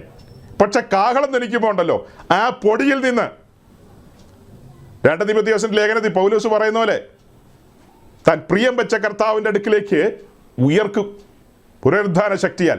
അതാണ് പെന്തിക്കോസുകാരൻ്റെ വിശ്വാസം, അതാണ് പെന്തിക്കോസുകാരൻ്റെ പ്രത്യാശ. അപ്പോൾ ഈ പെന്തിക്കോസ് എന്നൊക്കെ പറഞ്ഞു കഴിഞ്ഞാൽ ഒത്തിരി ചോദ്യങ്ങളുണ്ട്, നമുക്ക് പതിയെ തെളിയിക്കാം, പതിയെ പറഞ്ഞു വരാം. ഒത്തിരി കാര്യങ്ങൾ പറയാനുണ്ട്, എല്ലാം പറഞ്ഞു വരുമ്പോൾ തെളിയോ എന്തോ ആർക്കറിയാം, നോക്കാം. അപ്പോൾ സഹോദരങ്ങളെ, ഞാനീ പറഞ്ഞ കാര്യം, ഈ കൺവെൻഷൻ പ്രസംഗം പറഞ്ഞതും പിന്നെ എന്താ, അതിൻ്റെ ഒന്നും പൂർണ്ണ വിശദീകരണം ഞാൻ തന്നിട്ടില്ല. നിങ്ങൾ തന്നെ കണ്ടുപിടിച്ചോളുക, കുറേ കാര്യങ്ങളൊക്കെ നിങ്ങൾ തന്നെ കണ്ടുപിടിച്ചോളുക. നമുക്ക് വ്യക്തമായ ഒരു ഉപദേശ സംഹിതയുണ്ട്, വ്യക്തമായ ബോധ്യങ്ങളുണ്ട്, അതിനനുസരിച്ചേ സംസാരിക്കാവൂ. അല്ലാത്ത കാര്യങ്ങൾ സംസാരിക്കരുത്, മൗനമായിരിക്കുക. ഇങ്ങനെയുള്ള പല കാര്യങ്ങളിലും തലയിടരുത്. ആരെങ്കിലുമൊക്കെ മരിക്കുന്ന ആളുകളുടെ എല്ലാം കാര്യങ്ങൾ പറയേണ്ട കാര്യം നമുക്കില്ല. ഓക്കെ, ആ മരിച്ച വ്യക്തിയുടെ കുടുംബത്തെ ഓർത്ത് ഞങ്ങൾ പ്രാർത്ഥിക്കുന്നു, അവരെ ആശ്വസിപ്പിക്കട്ടെ, അവിടെ കൊണ്ട് തീരണം. അതിലപ്പുറം ഒരു വാക്ക് പറയരുത്. കാരണം പ്രമാണം ലംഘിച്ച ഒരു വ്യക്തി, അവരെ സംബന്ധിച്ച് അവർ പ്രമാണത്തെ മുറുകെ പിടിച്ചെന്നല്ലേ അവർ പറയുള്ളൂ, അല്ലാതെ അവർ പ്രമാണം ലംഘിച്ചെന്നാണ് അവർ ചിന്തിക്കുന്നത്. നമ്മളെ സംബന്ധിച്ചാണ് അദ്ദേഹം എടുത്ത സ്റ്റെപ്പുകളും മുന്നോട്ട് പോയ കാര്യങ്ങളും തെറ്റായ ഒരു വഴിയാണെന്ന് നമ്മൾ പറയുന്നത്. മരിച്ചു കിടക്കുമ്പോൾ അതൊക്കെ പറയേണ്ട കാര്യമുണ്ടോ? അവരുടെ കുടുംബക്കാരെ വേദനിപ്പിക്കേണ്ട കാര്യമുണ്ടോ? അവരൊന്നും ഇത് കേൾക്കുന്നില്ല. എന്നിരുന്നാൽ പോലും ആരും മരിച്ചു കിടക്കുമ്പോൾ ഇതൊന്നും പറയേണ്ട കാര്യമില്ല. മൗനമായിരിക്കുക, അതാണ് എൻ്റെ ബുദ്ധിപദേശം. മൗനമായിരിക്കുക, അനാവശ്യമായ കാര്യങ്ങൾ പറയാതിരിക്കുക. ഭയങ്കര സംഭവമായിരുന്നു എന്നൊന്നും പറയാൻ പോണ്ട. എത്ര വലിയ സംഭവമാണെങ്കിലും ഈ പുസ്തകം പഠിപ്പിക്കുന്നത് ആരംഭത്തേക്കാൾ അവസാനം ശോഭയുള്ളതായിരിക്കണം. ആരംഭം എങ്ങനെയെന്നുള്ളതല്ല, അവസാനം. അതാണ് ഇപ്പോൾ റോമാലേഖനത്തിൽ വായിച്ചത്. ഇപ്പോൾ ക്രിസ്തുയേശുവിലുള്ളവർക്ക് ഒരു ശിക്ഷാവിധിയുമില്ല, അത്ര തന്നെ. ഇപ്പം നമ്മൾ ഈ കാര്യങ്ങളൊക്കെ പറയുന്നത് ഏതെങ്കിലും വ്യക്തിയോടുള്ള വ്യക്തിവിരോധമോ അങ്ങനെയുള്ള ഒരു കാര്യം കൊണ്ടല്ല. അടുത്തൊരു തലമുറയെ സജ്ജമാക്കണം, അതാണ് നമ്മുടെ ആത്യന്തികമായ ലക്ഷ്യം. അടുത്തൊരു തലമുറയെ ഉപദേശത്തിലും വചനത്തിലും നിർത്തണം. അവരിതിൽ അഭിമാനിക്കണം, ഈ സത്യവിശ്വാസത്തിൽ അഭിമാനിക്കണം, ഈ സത്യമാർഗത്തിൽ അവർ അഭിമാനത്തോടെ സഞ്ചരിക്കണം. എന്താ ഈ പറഞ്ഞതിൻ്റെ സാരം? ഈ ചിലരൊക്കെ പറയുമല്ലോ, നമ്മളിങ്ങനെ ക്രിട്ടിസൈസ് ചെയ്യും, വിമർശിക്കും, അത് ചെയ്യും ഇത് ചെയ്യും എന്നൊക്കെ. നമ്മൾ എന്താ ചെയ്യാറ്? ഐഡിയോളജിയാണ് വിമർശിക്കുന്നത്. ഓരോരോ ആളുകൾ ഉയർത്തിക്കൊണ്ടുവരുന്ന ഉപദേശ സംഹിതകളെ, അവർ ഉയർത്തിക്കൊണ്ടുവരുന്ന ചില കാര്യങ്ങളെയാണ് നമ്മൾ ക്രിട്ടിസൈസ് ചെയ്യുന്നത്. അവർ ഇപ്പോൾ നടക്കുന്ന പാത അത് തെറ്റായ പാതയാണെങ്കിൽ നമുക്കത് പറയാതിരിക്കാൻ പറ്റില്ല, അത് പറഞ്ഞേ തീരൂ. അവരിപ്പോൾ എടുത്തിരിക്കുന്ന ആ നയം, അവരെടുത്തിരിക്കുന്ന കാര്യങ്ങൾ, അതിലൂടെ മുന്നോട്ട് പോയി കഴിഞ്ഞാൽ അപകടമുണ്ട് അല്ലേ? അവരിപ്പോൾ പഠിപ്പിക്കുന്ന ആ പഠിപ്പീര്, അല്ലെങ്കിൽ അവരിപ്പോൾ അനുവർത്തിക്കുന്ന ആ നയം, അത് ഒരിക്കലും ഒരു ദൈവവൈതലിന് യോജിക്കുന്ന കാര്യങ്ങളല്ല. അവർ തെറ്റായി പഠിപ്പിക്കുന്നു, തെറ്റായി നടക്കുന്നു. അതുകൊണ്ട് നമ്മൾ ജാഗ്രതയുള്ളവരായിരിക്കുക, സൂക്ഷ്മതയുള്ളവരായിരിക്കുക. ഇത്രയേ ഉള്ളൂ, പരിപാടി അവിടെ തീർന്നു. അതല്ലാതെ നമ്മൾ മറ്റു കാര്യങ്ങളൊന്നും പറയാൻ പോകാറില്ല. ഞാനിത് നിങ്ങളോട് പറഞ്ഞതിൻ്റെ സാരം എന്താ? വളരെ ഗൗരവത്തിലല്ലേ പറഞ്ഞത്? ദൈവത്തിൻ്റെ അഭിഷിക്തന്മാരെക്കുറിച്ച് നമ്മൾ എപ്പോഴും സംസാരിക്കുന്ന വളരെ ജാഗ്രതയോടും സൂക്ഷ്മതയോടും ആയിരിക്കണം. തെറ്റുകുറ്റങ്ങളൊക്കെ അവർക്ക് സംഭവിക്കാം. ആ കാര്യങ്ങളെയൊക്കെ പർവ്വതീകരിച്ച് അതിനെയെല്ലാം വിളംബരം ചെയ്യേണ്ട കാര്യമില്ല, അവരുടെ മൈന്യൂട്ടായിട്ടുള്ള കുറവുകളൊക്കെ. ഇപ്പം ചിലരിത് കേൾക്കുമ്പോൾ അത്ഭുതപ്പെടുകയായിരിക്കും, എന്നിട്ടാണോ നിങ്ങൾ പലരുടെ വീഡിയോ ഒക്കെ കാണിക്കുന്നത്, പലരുടെ കാര്യങ്ങളൊക്കെ പറയുന്നതെന്നായിരിക്കും പലരും ചിന്തിക്കുന്നത്. അതൊക്കെ കാണിക്കും. അതായത് ഏതെങ്കിലും ഒരു ശുശ്രൂഷകൻ്റെ വായിൽ നിന്ന് ഒരു ടങ് സ്ലിപ്പ് ഉണ്ടായി, അല്ലെങ്കിൽ എന്തെങ്കിലും അങ്ങനത്തെ ഒരു വ്യാഖ്യാനിച്ചത് പാളിപ്പോയി, അങ്ങനെയൊക്കെ സംഭവിക്കുമ്പോൾ ഇതൊക്കെ ആർക്ക് സംഭവിക്കാവുന്ന കാര്യമാണ്. ഉടനെ അത് പൊക്കി പിടിച്ചുകൊണ്ട് വരേണ്ട കാര്യം നമുക്കില്ല. അതേസമയം സംഘടിതമായി ദൈവസഭയെ ആക്രമിക്കുമ്പോൾ, സാത്താൻ്റെ പിണിയിൽ അകപ്പെട്ട് കഴിഞ്ഞിട്ട് അവൻ്റെ ഇഷ്ടം ചെയ്യുകയാണെന്ന് നമുക്ക് ആത്മാവിൽ ബോധ്യം വന്നാൽ നമ്മളതിനെ തുറന്നു കാണിക്കും. ഇവിടെ ലക്ഷോപലക്ഷം പാസ്റ്റർമാരുണ്ട്, അറിയാമോ നിങ്ങൾക്ക്? നമ്മളിവിടെ ഇതുവരെ 5-6 പേരുടെ കാര്യമേ പറഞ്ഞിട്ടുള്ളൂ. 5-6 പേരുടെ കാര്യം. നമ്മുടെ ഇന്ത്യ മഹാരാജ്യത്ത് തന്നെ എത്രയോ ലക്ഷോപലക്ഷം പാസ്റ്റർമാർ കാണും. അവരുടെ എല്ലാം പുറകിൽ നമ്മൾ ക്യാമറയായിട്ട് നടക്കുകയാണോ? നമ്മൾ അവരുടെ ആരുടെയും പുറകെ ക്യാമറയായിട്ടൊന്നും നടക്കാറില്ല സഹോദരങ്ങളെ. അപ്പോൾ ഈ ക്രിട്ടിസൈസ് ചെയ്യുന്നു, ഇങ്ങനെയുള്ള കാര്യങ്ങളൊക്കെ പറയുന്നത് എന്തിനാണെന്ന് ചോദിച്ചു കഴിഞ്ഞാൽ, ഇവിടെയെല്ലാം ഞാൻ മാതൃകയായിട്ട് എടുക്കുന്ന പൗലോസിനെയാണ്. ഞാൻ പോയ ശേഷം കൊടിയ ചെന്നായ്ക്കൾ കടക്കും, ആട്ടിൻകൂട്ടത്തെ ആദരിക്കാത്ത, അങ്ങനെയാണ് എഴുതിയിരിക്കുന്നത്. ആട്ടിൻകൂട്ടത്തെ ആദരിക്കുന്നവരാണ് സത്യം പറയുള്ളൂ. പ്രയോജനമുള്ളതൊന്നും മറച്ചു വെക്കാതെ പറയുന്നത് ആട്ടിൻകൂട്ടത്തെ ആദരിക്കുന്നവരാ. ആട്ടിൻകൂട്ടത്തിൻ്റെ ചിന്ത എന്നാണെന്നറിയാവോ? വളരെ ഇമോഷണലായിട്ട് വന്ന് പ്രസംഗിച്ച് മകനെ മകളെ എന്നൊക്കെ വിളിച്ച്, പിന്നെ നിൻ്റെ അവസ്ഥ അറിയുന്ന ദൈവം, ഇങ്ങനെയൊക്കെ പറഞ്ഞ് അവരെ ഒരു വൈകാരിക ലോകത്തേക്ക് തള്ളിക്കൊണ്ടു പോകുന്ന ആളുകളുണ്ട്. അവരാണ് ശരിക്കും സ്നേഹിക്കുന്നതെന്ന പല ആടുകളും വിചാരിക്കുന്നത്. ആടുകൾക്ക് ശരിക്കും റബ്ബറിൻ്റെ ഇലയാണോ അതോ പ്ലാവിൻ്റെ ഇലയാണോ എന്നൊന്നും ഇന്നും പലർക്കും മനസ്സിലായിട്ടില്ല. ശരിയായ പ്ലാവിൻ്റെ ഇലയാണെന്ന് ഓർത്ത് റബ്ബറിൻ്റെ ഇല കടിച്ച് തിന്നും. അപ്പോൾ അത് അരുതേ, അവിടെ നിൽക്കുന്നത് പ്ലാവിൻ്റെ ഇലയല്ല, അത് റബ്ബറിൻ്റെ ഇലയാണ്. നിങ്ങൾക്ക് ഇല തരാൻ വരുന്ന ആ വിദ്വാൻ്റെ കയ്യിലിരിക്കുന്നത് ചാക്ക് കണക്കിന് റബ്ബറിൻ്റെ ഇലയാണ്. അതിനൊരു കട്ടുണ്ട്, എന്ന് വെച്ചാൽ അതിന് എന്തോ പറയുമല്ലോ, അതിനകത്ത് എന്തോ ഉണ്ട്. അത് നിങ്ങളുടെ അകത്ത് പോയി കഴിഞ്ഞാൽ ആട്ടിൻകൂട്ടമേ നശിച്ചു പോകും എന്നുള്ളതാണ് പൗലോസ് പറഞ്ഞു കൊടുക്കുന്നത്. അത്രയേ നമ്മളും പറഞ്ഞുള്ളൂ അല്ലേ? അത്രയേ നമ്മളും പറഞ്ഞുള്ളൂ. ഇത് പറഞ്ഞുകൊണ്ടിരിക്കുമ്പോൾ ഒരു കാര്യം കൂടെ എൻ്റെ ഉള്ളിൽ വരികയാണ്. ഞാൻ പറഞ്ഞല്ലോ, ഇതിലും ഭേദം മറ്റതൊക്കെ ആയിരുന്നെന്ന് ചിലരൊക്കെ പറഞ്ഞ കാര്യം. അങ്ങനെ പലരും പല രീതിയിൽ പറയുന്നുണ്ടല്ലോ. ചുറ്റും നടക്കുന്ന ഈ കാര്യങ്ങളെയൊക്കെ കണ്ടിട്ടാണ്. അതിന് എനിക്കൊരു മറുപടി ഉണ്ട് വത്സം പാസ്റ്ററെ. അതിനുള്ള മറുപടി എന്തെന്ന് ചോദിച്ചാൽ, അതായത് ഈ ആളുകൾക്കൊരു തോന്നലാണ് ഇവിടെയൊക്കെ ഇങ്ങനത്തെ കാര്യങ്ങൾ കാണുമ്പോൾ, ഇതാണോ പെന്തിക്കോസ്ത് എന്ന്. ഈ കാണുന്നതൊന്നുമല്ല പെന്തിക്കോസ്ത്. പെന്തിക്കോസ്തിനെ തകർക്കാൻ ആർക്ക് സാധ്യമല്ല. പെന്തിക്കോസ്തിനെ തകർക്കാൻ ന്യൂ ജനറേഷൻ പെന്തിക്കോസുകാർക്കോ അല്ലെങ്കിൽ ഈ പറയപ്പെടുന്ന നാമധേയ ക്രൈസ്തവ ലോകത്തിനോ എപ്പിസ്കോപ്പൽ സഭക്കാർക്കോ പിന്നെ നമ്മൾ പറയുന്ന ഈ IPCക്കോ AG Sharon church of God എന്നൊക്കെ പറയുന്ന സംഘടനകളോ വിചാരിച്ചാൽ പെന്തിക്കോസ്തിനെ തകർക്കാൻ കഴിയില്ല. അപ്പോൾ അതെന്താ ഈ പെന്തിക്കോസ്ത് എന്ന് പറഞ്ഞാൽ അതൊരു അനുഭവമാണ്.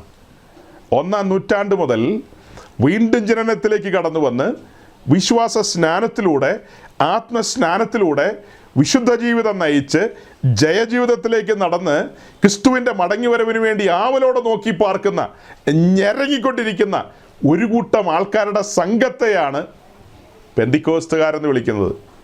അല്ലാതെ ഈ ഓർഗനൈസേഷനെ അല്ല പെന്തിക്കോസ് എന്ന് വിളിക്കുന്നത്. അതൊക്കെ ക്രൈസ്തവ ലോകത്തെ ഓർഗനൈസേഷനുകളാണ്. അവിടെ ചിലപ്പോൾ രാഷ്ട്രീയം ഉണ്ടായിരിക്കും, അവിടെ അടിയും ബഹളമൊക്കെ കാണുമായിരിക്കും, അവിടെ ഇലക്ഷൻ കാണുമായിരിക്കും, അവിടെ പലതും കാണും.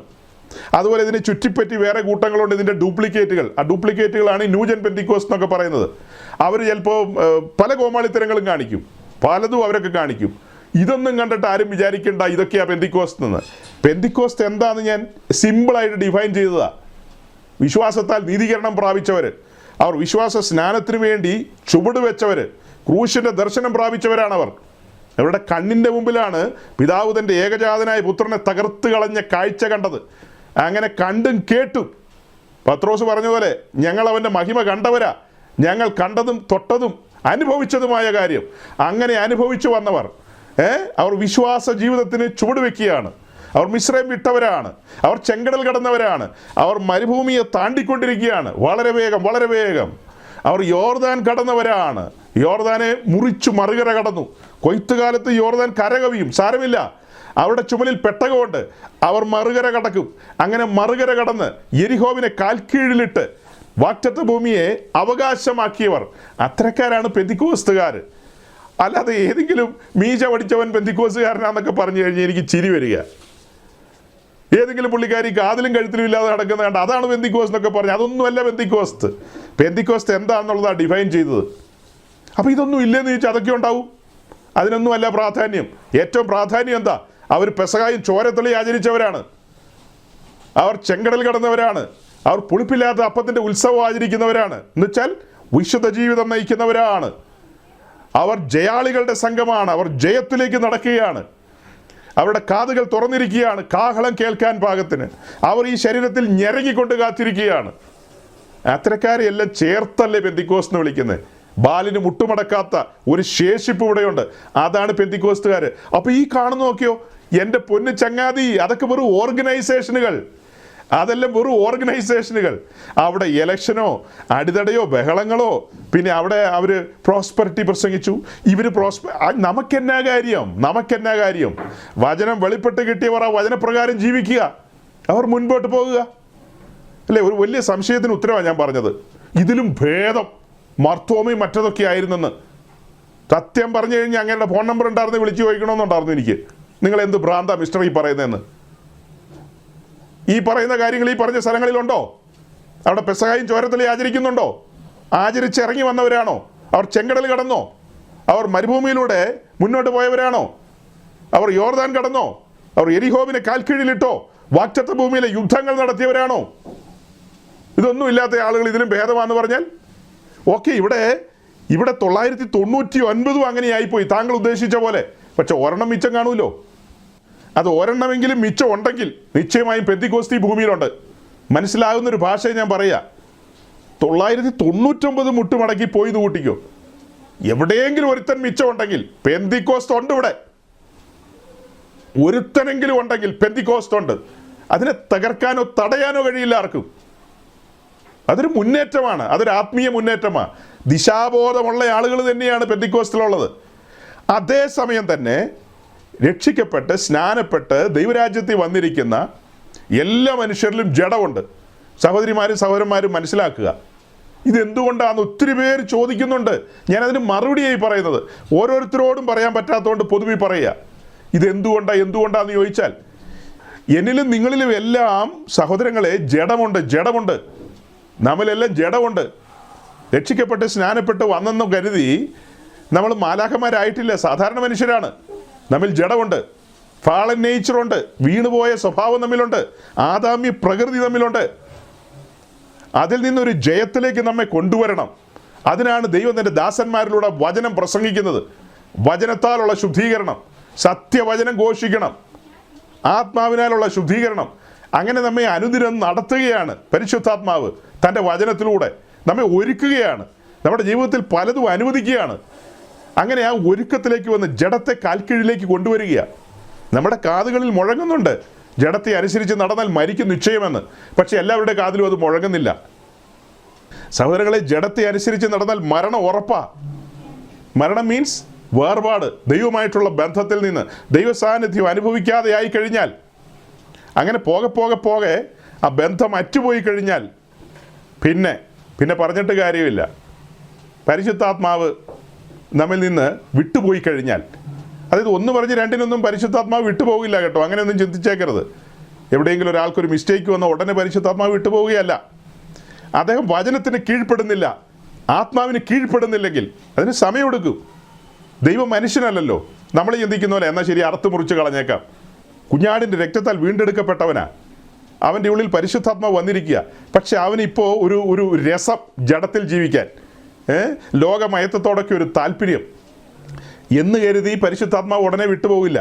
പിന്നെ എന്നാ വിട്ടുപോകുന്നതെന്ന് ചോദിച്ചാൽ എൻ്റെ കയ്യിൽ അതിൻ്റെ കണക്കുമില്ല. ഡേറ്റും കാലവും പറയാനായിട്ട് എൻ്റെ കയ്യിൽ അതിൻ്റെ കണക്കുമില്ല. സൂക്ഷിച്ചാൽ ദുഃഖിക്കേണ്ടെന്ന് പറഞ്ഞ പോലെ ആത്മാവിനെ അനുസരിച്ച് മുന്നോട്ട് പോവുക, ആത്മാവിൽ ജീവിക്കുക. നമ്മുടെ ദൈവത്തെ ദുഃഖിപ്പിക്കരുത്, നമ്മുടെ ദൈവത്തെ ദുഃഖിപ്പിക്കരുത്. അങ്ങനെ ദുഃഖിപ്പിക്കാൻ നമുക്ക് എങ്ങനെ തോന്നുന്നു? മണ്ടത്തരങ്ങളിലേക്ക് പോയി വീഴരുതെന്നേ.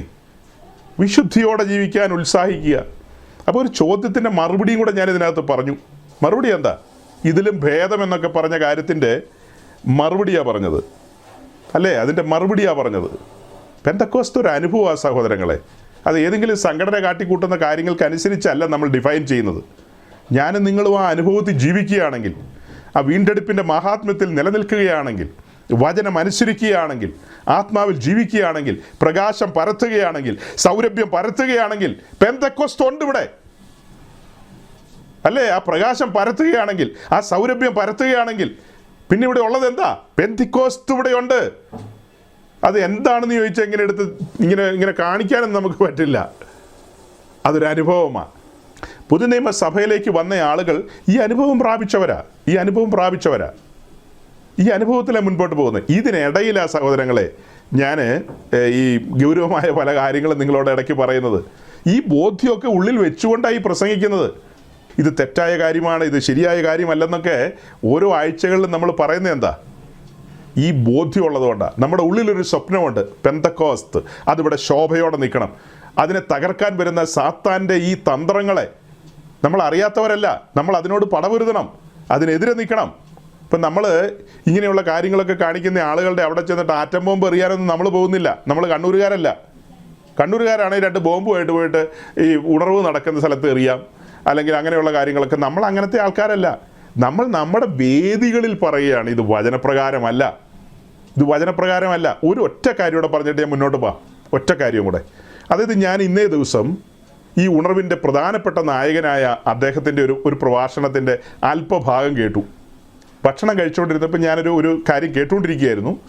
അത് കഴിഞ്ഞിട്ട് ഈ സംഭവം കയറി വന്നു. ഓക്കെ, ഞാനത് കേട്ടുകൊണ്ടിരുന്നു.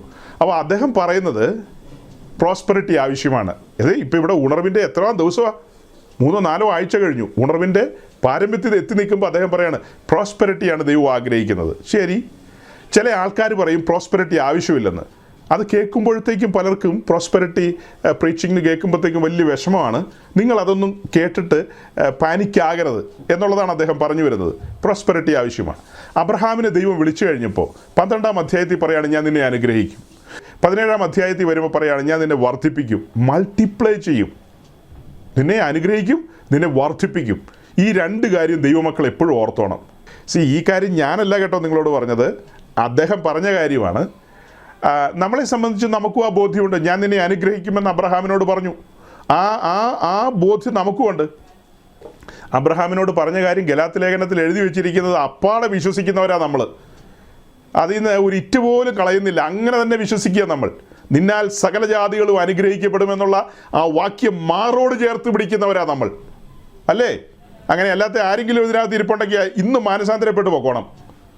ഗലാത്യ ലേഖനത്തിൽ എഴുതി വെച്ചിരിക്കുന്ന ആ വാക്യം അബ്രഹാമിനോട് പറയാണ് നിന്നാൽ സകല ജാതികളും അനുഗ്രഹിക്കപ്പെടും. അതായത് നിന്റെ പുത്രനായ ദാവീദിൻ്റെ സന്തതിയായ യേശുക്രിസ്തു മുഖാന്തരം സകല ജാതികളും അനുഗ്രഹിക്കപ്പെടും. നമ്മൾ ഇരുട്ടിൽ തപ്പിത്തടഞ്ഞ് നടന്ന മനുഷ്യരാ, കണ്ട കല്ലിനെ മണ്ണിനെ സേവിച്ച് നടന്ന മനുഷ്യരാ. നമ്മളോ നമ്മുടെ പൂർവന്മാരോ നമ്മളെ അടുക്കിലേക്ക് സത്യസുവിശേഷം കടന്നു വന്ന് ജീവനുള്ള ദൈവത്തെ അറിഞ്ഞ് ഈ സത്യമാർഗത്തിലേക്ക് കടന്നു വന്ന ആ സമയം തന്നെ, ആ നിമിഷം തന്നെ നാം അനുഗ്രഹത്തിലേക്ക് ചൂടുവെച്ചു. അനുഗ്രഹം എന്ന് പറയുന്നത് എന്താ? ക്രിസ്തു നമ്മുടെ ഉള്ളിലേക്ക് വന്നതേ നാം അനുഗ്രഹിക്കപ്പെടുകയാണ്. അതായത് അനുഗ്രഹത്തിൻ്റെ അച്ചാരം ലഭിക്കുകയാണ്. നാം അനുഗ്രഹത്തിലേക്ക് പ്രവേശിച്ചു. ഈ ലോക ജീവിതത്തിൽ നമ്മുടെ ഓട്ടം പൂർത്തീകരിച്ചു കഴിയുമ്പോൾ, ഓട്ടം എങ്ങനെയാണോ അതിനനുസരിച്ച്, അതിനെക്കുറിച്ചൊക്കെ പറയാനുണ്ട് നമുക്ക്. ഓട്ടം പൂർത്തീകരിച്ചു കഴിഞ്ഞാൽ, പൂർത്തീകരിച്ചെന്ന് വെച്ചാൽ അതായത് ജയാളിയായി കഴിഞ്ഞാൽ അവനെ കാത്തിരിക്കുന്ന സിംഹാസനമാണ്. ക്രിസ്തുവിനോട് കൂടെ ഒരുമിച്ചുള്ളൊരു വാസമാണ്. പറ്റിച്ചേർന്ന് ഒന്നായി തീരുകയാണ്. രണ്ടും ഇനി പറ്റിച്ചേർന്ന് ഒന്നായി തീരുകയാണ്. അവൻ അപ്പനെയും അമ്മയും വിട്ട് ഭാര്യയോട് പറ്റിച്ചേരും, അവർ ഇരുവരും ഒരു ദേഹമായി തീരുമെന്ന് പറഞ്ഞതുപോലെ ക്രിസ്തു തൻ്റെ മണവാട്ടിയുമായി പറ്റിച്ചേരുകയാണ്. മണവാട്ടിയുടെ സ്വഭാവം എന്താ? അവൾ സ്വജനത്തെയും പിതൃഭവനത്തെയും ഒക്കെ മറക്കുകയാണ്, മറന്ന് അവന് വേണ്ടി കാത്തിരിക്കുകയാണ്. ആ കാത്തിരിപ്പിൻ ദിനങ്ങൾ, അങ്ങനെ അവൾ ഒരുക്കപ്പെടുകയാണ്. മണവാളനായ ക്രിസ്തു സർവാംഗ സുന്ദരനാണ്. മണവാട്ടിയായ സഭയും ആ സർവാംഗ സൗന്ദര്യത്തിലേക്ക് കടന്നു വരണം. എൻ്റെ പ്രിയ, നീ സർവാംഗ സുന്ദരി എന്നാണ് എഴുതിയിരിക്കുന്നത്. ആ ഒരു തലത്തിലേക്ക് കടന്നു വരണം. അപ്പോൾ അങ്ങനെ കടന്നു വന്നവരെയാണ് നമ്മൾ വാസ്തവമായി അനുഗ്രഹിക്കപ്പെട്ടവരെന്ന് വിളിക്കുന്നത്. പുഞ്ചപ്പാടം കിട്ടിയവരുടെ കാര്യമല്ല. പുഞ്ചപ്പാടം കിട്ടിയ ഒത്തിരി ആൾക്കാർ ഈ നാട്ടിലുണ്ട്, അവരൊന്നും അനുഗ്രഹിക്കപ്പെട്ടവരാന്ന് ഒരു പെന്തിക്കോസ്തുകാരന് പറയാൻ കഴിയില്ല. അങ്ങനെ പറയണമെങ്കിൽ താങ്കൾ രാജിവെക്കുക, എന്നിട്ട് ന്യൂ ജനറേഷൻ പെന്തിക്കോസ്തിൽ പോയി കയറുക. അവിടെ പോയി ആ കസേരയിൽ ഇരുന്നിട്ട് പറയുക, പുഞ്ചപ്പാടം കിട്ടിയവരെല്ലാം അനുഗ്രഹിക്കപ്പെട്ടവരാണ്. പെന്തിക്കോസ്തിൽ ഇരുന്നുകൊണ്ട് എങ്ങനെയാണ് പറയാൻ പറ്റുന്നത്? അല്ലെങ്കിൽ പിന്നെ താങ്കൾ ജഡത്തിൽ വീഴുക, ജഡത്തിൽ സഞ്ചരിക്കുക, എന്നിട്ട് വേണേ പറഞ്ഞോ. ഒരു ആത്മീയൻ അങ്ങനെ പറയാൻ പറ്റും, പുഞ്ചപ്പാടം അനുഗ്രഹമെന്നൊക്കെ? ഒരു ആത്മീയനെ സംബന്ധിച്ച് അവൻ ഉടുതുണിക്ക് മറുതുണി ഇല്ലാത്തവനാണെങ്കിലും ക്രിസ്തുവിനെ രക്ഷിതാവും കർത്താവുമായി സ്വീകരിച്ച സമയത്ത് അവൻ അനുഗ്രഹത്തിലേക്ക് വന്നു കഴിഞ്ഞു. അവനൊരു അനുഗ്രഹിക്കപ്പെട്ടവൻ. അവൻ്റെ പേര് ജീവപുസ്തകത്തിൽ എഴുതിയിരിക്കുക. ഇവിടെ കോടീശ്വരന്മാരുടെ പേര് മണ്ണിൽ എഴുതിയിരിക്കുമ്പോൾ ഈ കഞ്ഞിക്കില്ലാത്തവൻ്റെ പേര് ജീവപുസ്തകത്തിൽ എഴുതിയിരിക്കുക. അപ്പോൾ ഇതിൽ ആരാ അനുഗ്രഹിക്കപ്പെട്ടവൻ? അംബാനിയാണോ നമ്മുടെ വത്സം പാസ്റ്ററാണോ അനുഗ്രഹിക്കപ്പെട്ടത്? ആരാ? നിങ്ങളൊന്ന് ചിന്തിച്ച് നോക്കിയ സഹോദരങ്ങളെ. അംബാനി അനുഗ്രഹിക്കപ്പെട്ടവനാണോ? അങ്ങനെ അവൻ അനുഗ്രഹിക്കപ്പെട്ടവനാണെന്ന് പറയണമെങ്കിൽ നീ ബാംഗ്ലൂർ ഉണർവിൽ പോയിരിക്കണം, കിറുക്കന്മാരുടെ കൂട്ടത്തിൽ പോയിരിക്കണം. ആ സഹോദരന്മാരെ അങ്ങനെ വിളിക്കുന്നതിൽ എനിക്ക് സങ്കടമുണ്ട്. അങ്ങനെയൊന്നും പറയാൻ പാടില്ല, മോശം. അതൊക്കെ നല്ല പദങ്ങളല്ല അതൊന്നും. കിറുക്ക സഹോദരങ്ങൾ, ഇതൊക്കെ മനുഷ്യരെ കിറുക്ക് പിടിപ്പിക്കുന്നു. അതുകൊണ്ട് ഞാൻ അവരെ കിറുക്കന്മാരെന്ന് വിളിച്ചെന്നേ ഉള്ളൂ. വേറെ മോശമായൊരു പദമൊന്നും അല്ല അത്. കിറുക്ക് നമ്മൾ പറയില്ല, അത് സാധാരണ പറയുന്ന പദമാണ്. അപ്പോൾ അദ്ദേഹം പറഞ്ഞു വരികയാണ്, ഉണർവ് മൂത്ത് നിൽക്കുമ്പോൾ പറയാണ്, നമ്മൾ ഭൗതികമായ ഉയർന്ന തലത്തിലേക്ക് പോകണം. അതാണ് ദൈവം നമ്മിൽ നിന്ന് ഈ ഉണർവിൽ നിന്നൊക്കെ ആഗ്രഹിക്കുന്നതെന്ന് പറഞ്ഞാൽ, അതുകൊണ്ടാണ് നമ്മൾ അടിവരയിട്ട് പറയുന്നത് ഇത് പരിശുദ്ധാത്മാവിലല്ല ഈ ഉണർവെന്നൊക്കെ പറയുന്നത്. പരിശുദ്ധാത്മാവിലാണെങ്കിൽ ഇങ്ങനത്തെ കാര്യങ്ങളല്ല പറയുന്നത്. പരിശുദ്ധാത്മാവിലാണെങ്കിൽ ഇങ്ങനെ പറയാൻ പറ്റുമോ? പരിശുദ്ധാത്മാവിലാണെങ്കിൽ അദ്ദേഹം പറയില്ലേ, തിമോത്തിയോസിൻ്റെ ലേഖനത്തിലൊരു വാക്യമുണ്ടല്ലോ, ഈ ഉണർവ് ഇങ്ങനെ ജ്വലിച്ചു നിൽക്കുമ്പോൾ പറയും, ഉണ്മാനും ഉടുക്കാനും ഉണ്ടെങ്കിൽ മതിയെന്ന് വിചാരിക്കുക. അതെന്താ ഉണർവിൽ പരിശുദ്ധാത്മാവ് അത്തരം വാക്യങ്ങളൊന്നും പുറത്തു കൊണ്ടുവരാത്തത്? ഉള്ളത് കൊണ്ട് തൃപ്തിപ്പെടുവിനെന്ന് എഴുതി വെച്ചിട്ടുണ്ട്. പരിശുദ്ധാത്മാവ് തന്നെ എഴുതിപ്പിച്ചത്. ആ വാക്യങ്ങളെക്കുറിച്ചൊന്നും പരിശുദ്ധാത്മാവ് ആളുകളെ ധരിപ്പിക്കുന്നില്ലല്ലോ. അതെന്താ? അത് ഉണർവിലൊക്കെയല്ലേ ശരിക്കും അങ്ങനത്തെ വാക്യങ്ങളൊക്കെ പറയാൻ പറ്റുന്നത്. അല്ലെ പിന്നെ നമ്മുടെ ഇങ്ങനത്തെ മീറ്റിങ്ങിലൊക്കെ വേണമെങ്കിൽ കടിച്ചാൽ പൊട്ടാത്ത വാക്യം പറയാം. അല്ലാതെ ഒരു സാധാരണ ഒരു ചർച്ചിൽ ആ വാക്യമൊക്കെ എടുത്ത് എങ്ങനെ പ്രസംഗിക്കും? എനിക്ക് തോന്നുന്നില്ല പ്രസംഗിക്കാൻ പറ്റുമെന്ന്. എളുപ്പമല്ല. ഇവിടെ ദേവദാസന്മാരൊക്കെ ഇരിപ്പുണ്ട്, അവർക്കൊക്കെ അറിയാവുന്ന ധാരാളം സഭകളുണ്ട്. അവിടെ ചെന്നിട്ട് ഇന്നത്തെ കുറിവാക്യം എബ്രായ ലേഖനം 13-ാം അധ്യായം, ഉള്ളതുകൊണ്ട് തൃപ്തിപ്പെടുവിൻ, അവൻ നമ്മെ ഒരു നാൾ ഉപേക്ഷിക്കില്ല എന്ന് പറഞ്ഞാൽ ആളുകൾ പറയും, ശരി ഗുഡ് ബൈ, നിങ്ങൾ പ്രസംഗിച്ചോ, ഞങ്ങൾ പ്രസംഗം തീരുമ്പോൾ വരാമെന്ന് പറയും. അത് കേൾക്കാനല്ല ഇന്നത്തെ പെന്തിക്കോസ്ത് ഇരിക്കുന്നത്. അപ്പോൾ ഇങ്ങനെ ഉണരുകയാണെങ്കിൽ വാസ്തവമായിട്ട് സമ്പൂർണ്ണമായും ദൈവവചനം വെളിപ്പെടണം, ബൈബിൾ വെളിപ്പെടണം. ഈ ഉണർവിലേക്ക് വന്ന ആളുകളെ ഇവിടെ നമ്മൾ അന്യരും പരദേശികളുമാണ്, നാം യാത്രക്കാരാണ്. ആ ഒരു നിലയിലേക്കല്ലേ അവരെ കൊണ്ടുവരേണ്ടത്. മറിഞ്ഞു വീഴുമ്പോൾ അവർ പറയാണ്, ഇനി നീ ലോകത്തിൻ്റെ കറൻസികൾ കാണാൻ പോകുന്നുവെന്ന്. ഇനി നീ ലോകത്തിൻ്റെ കറൻസികൾ കാണാൻ പോകുന്നു എന്ന്. എന്ത് മൗഢ്യമായി പറയുന്നു.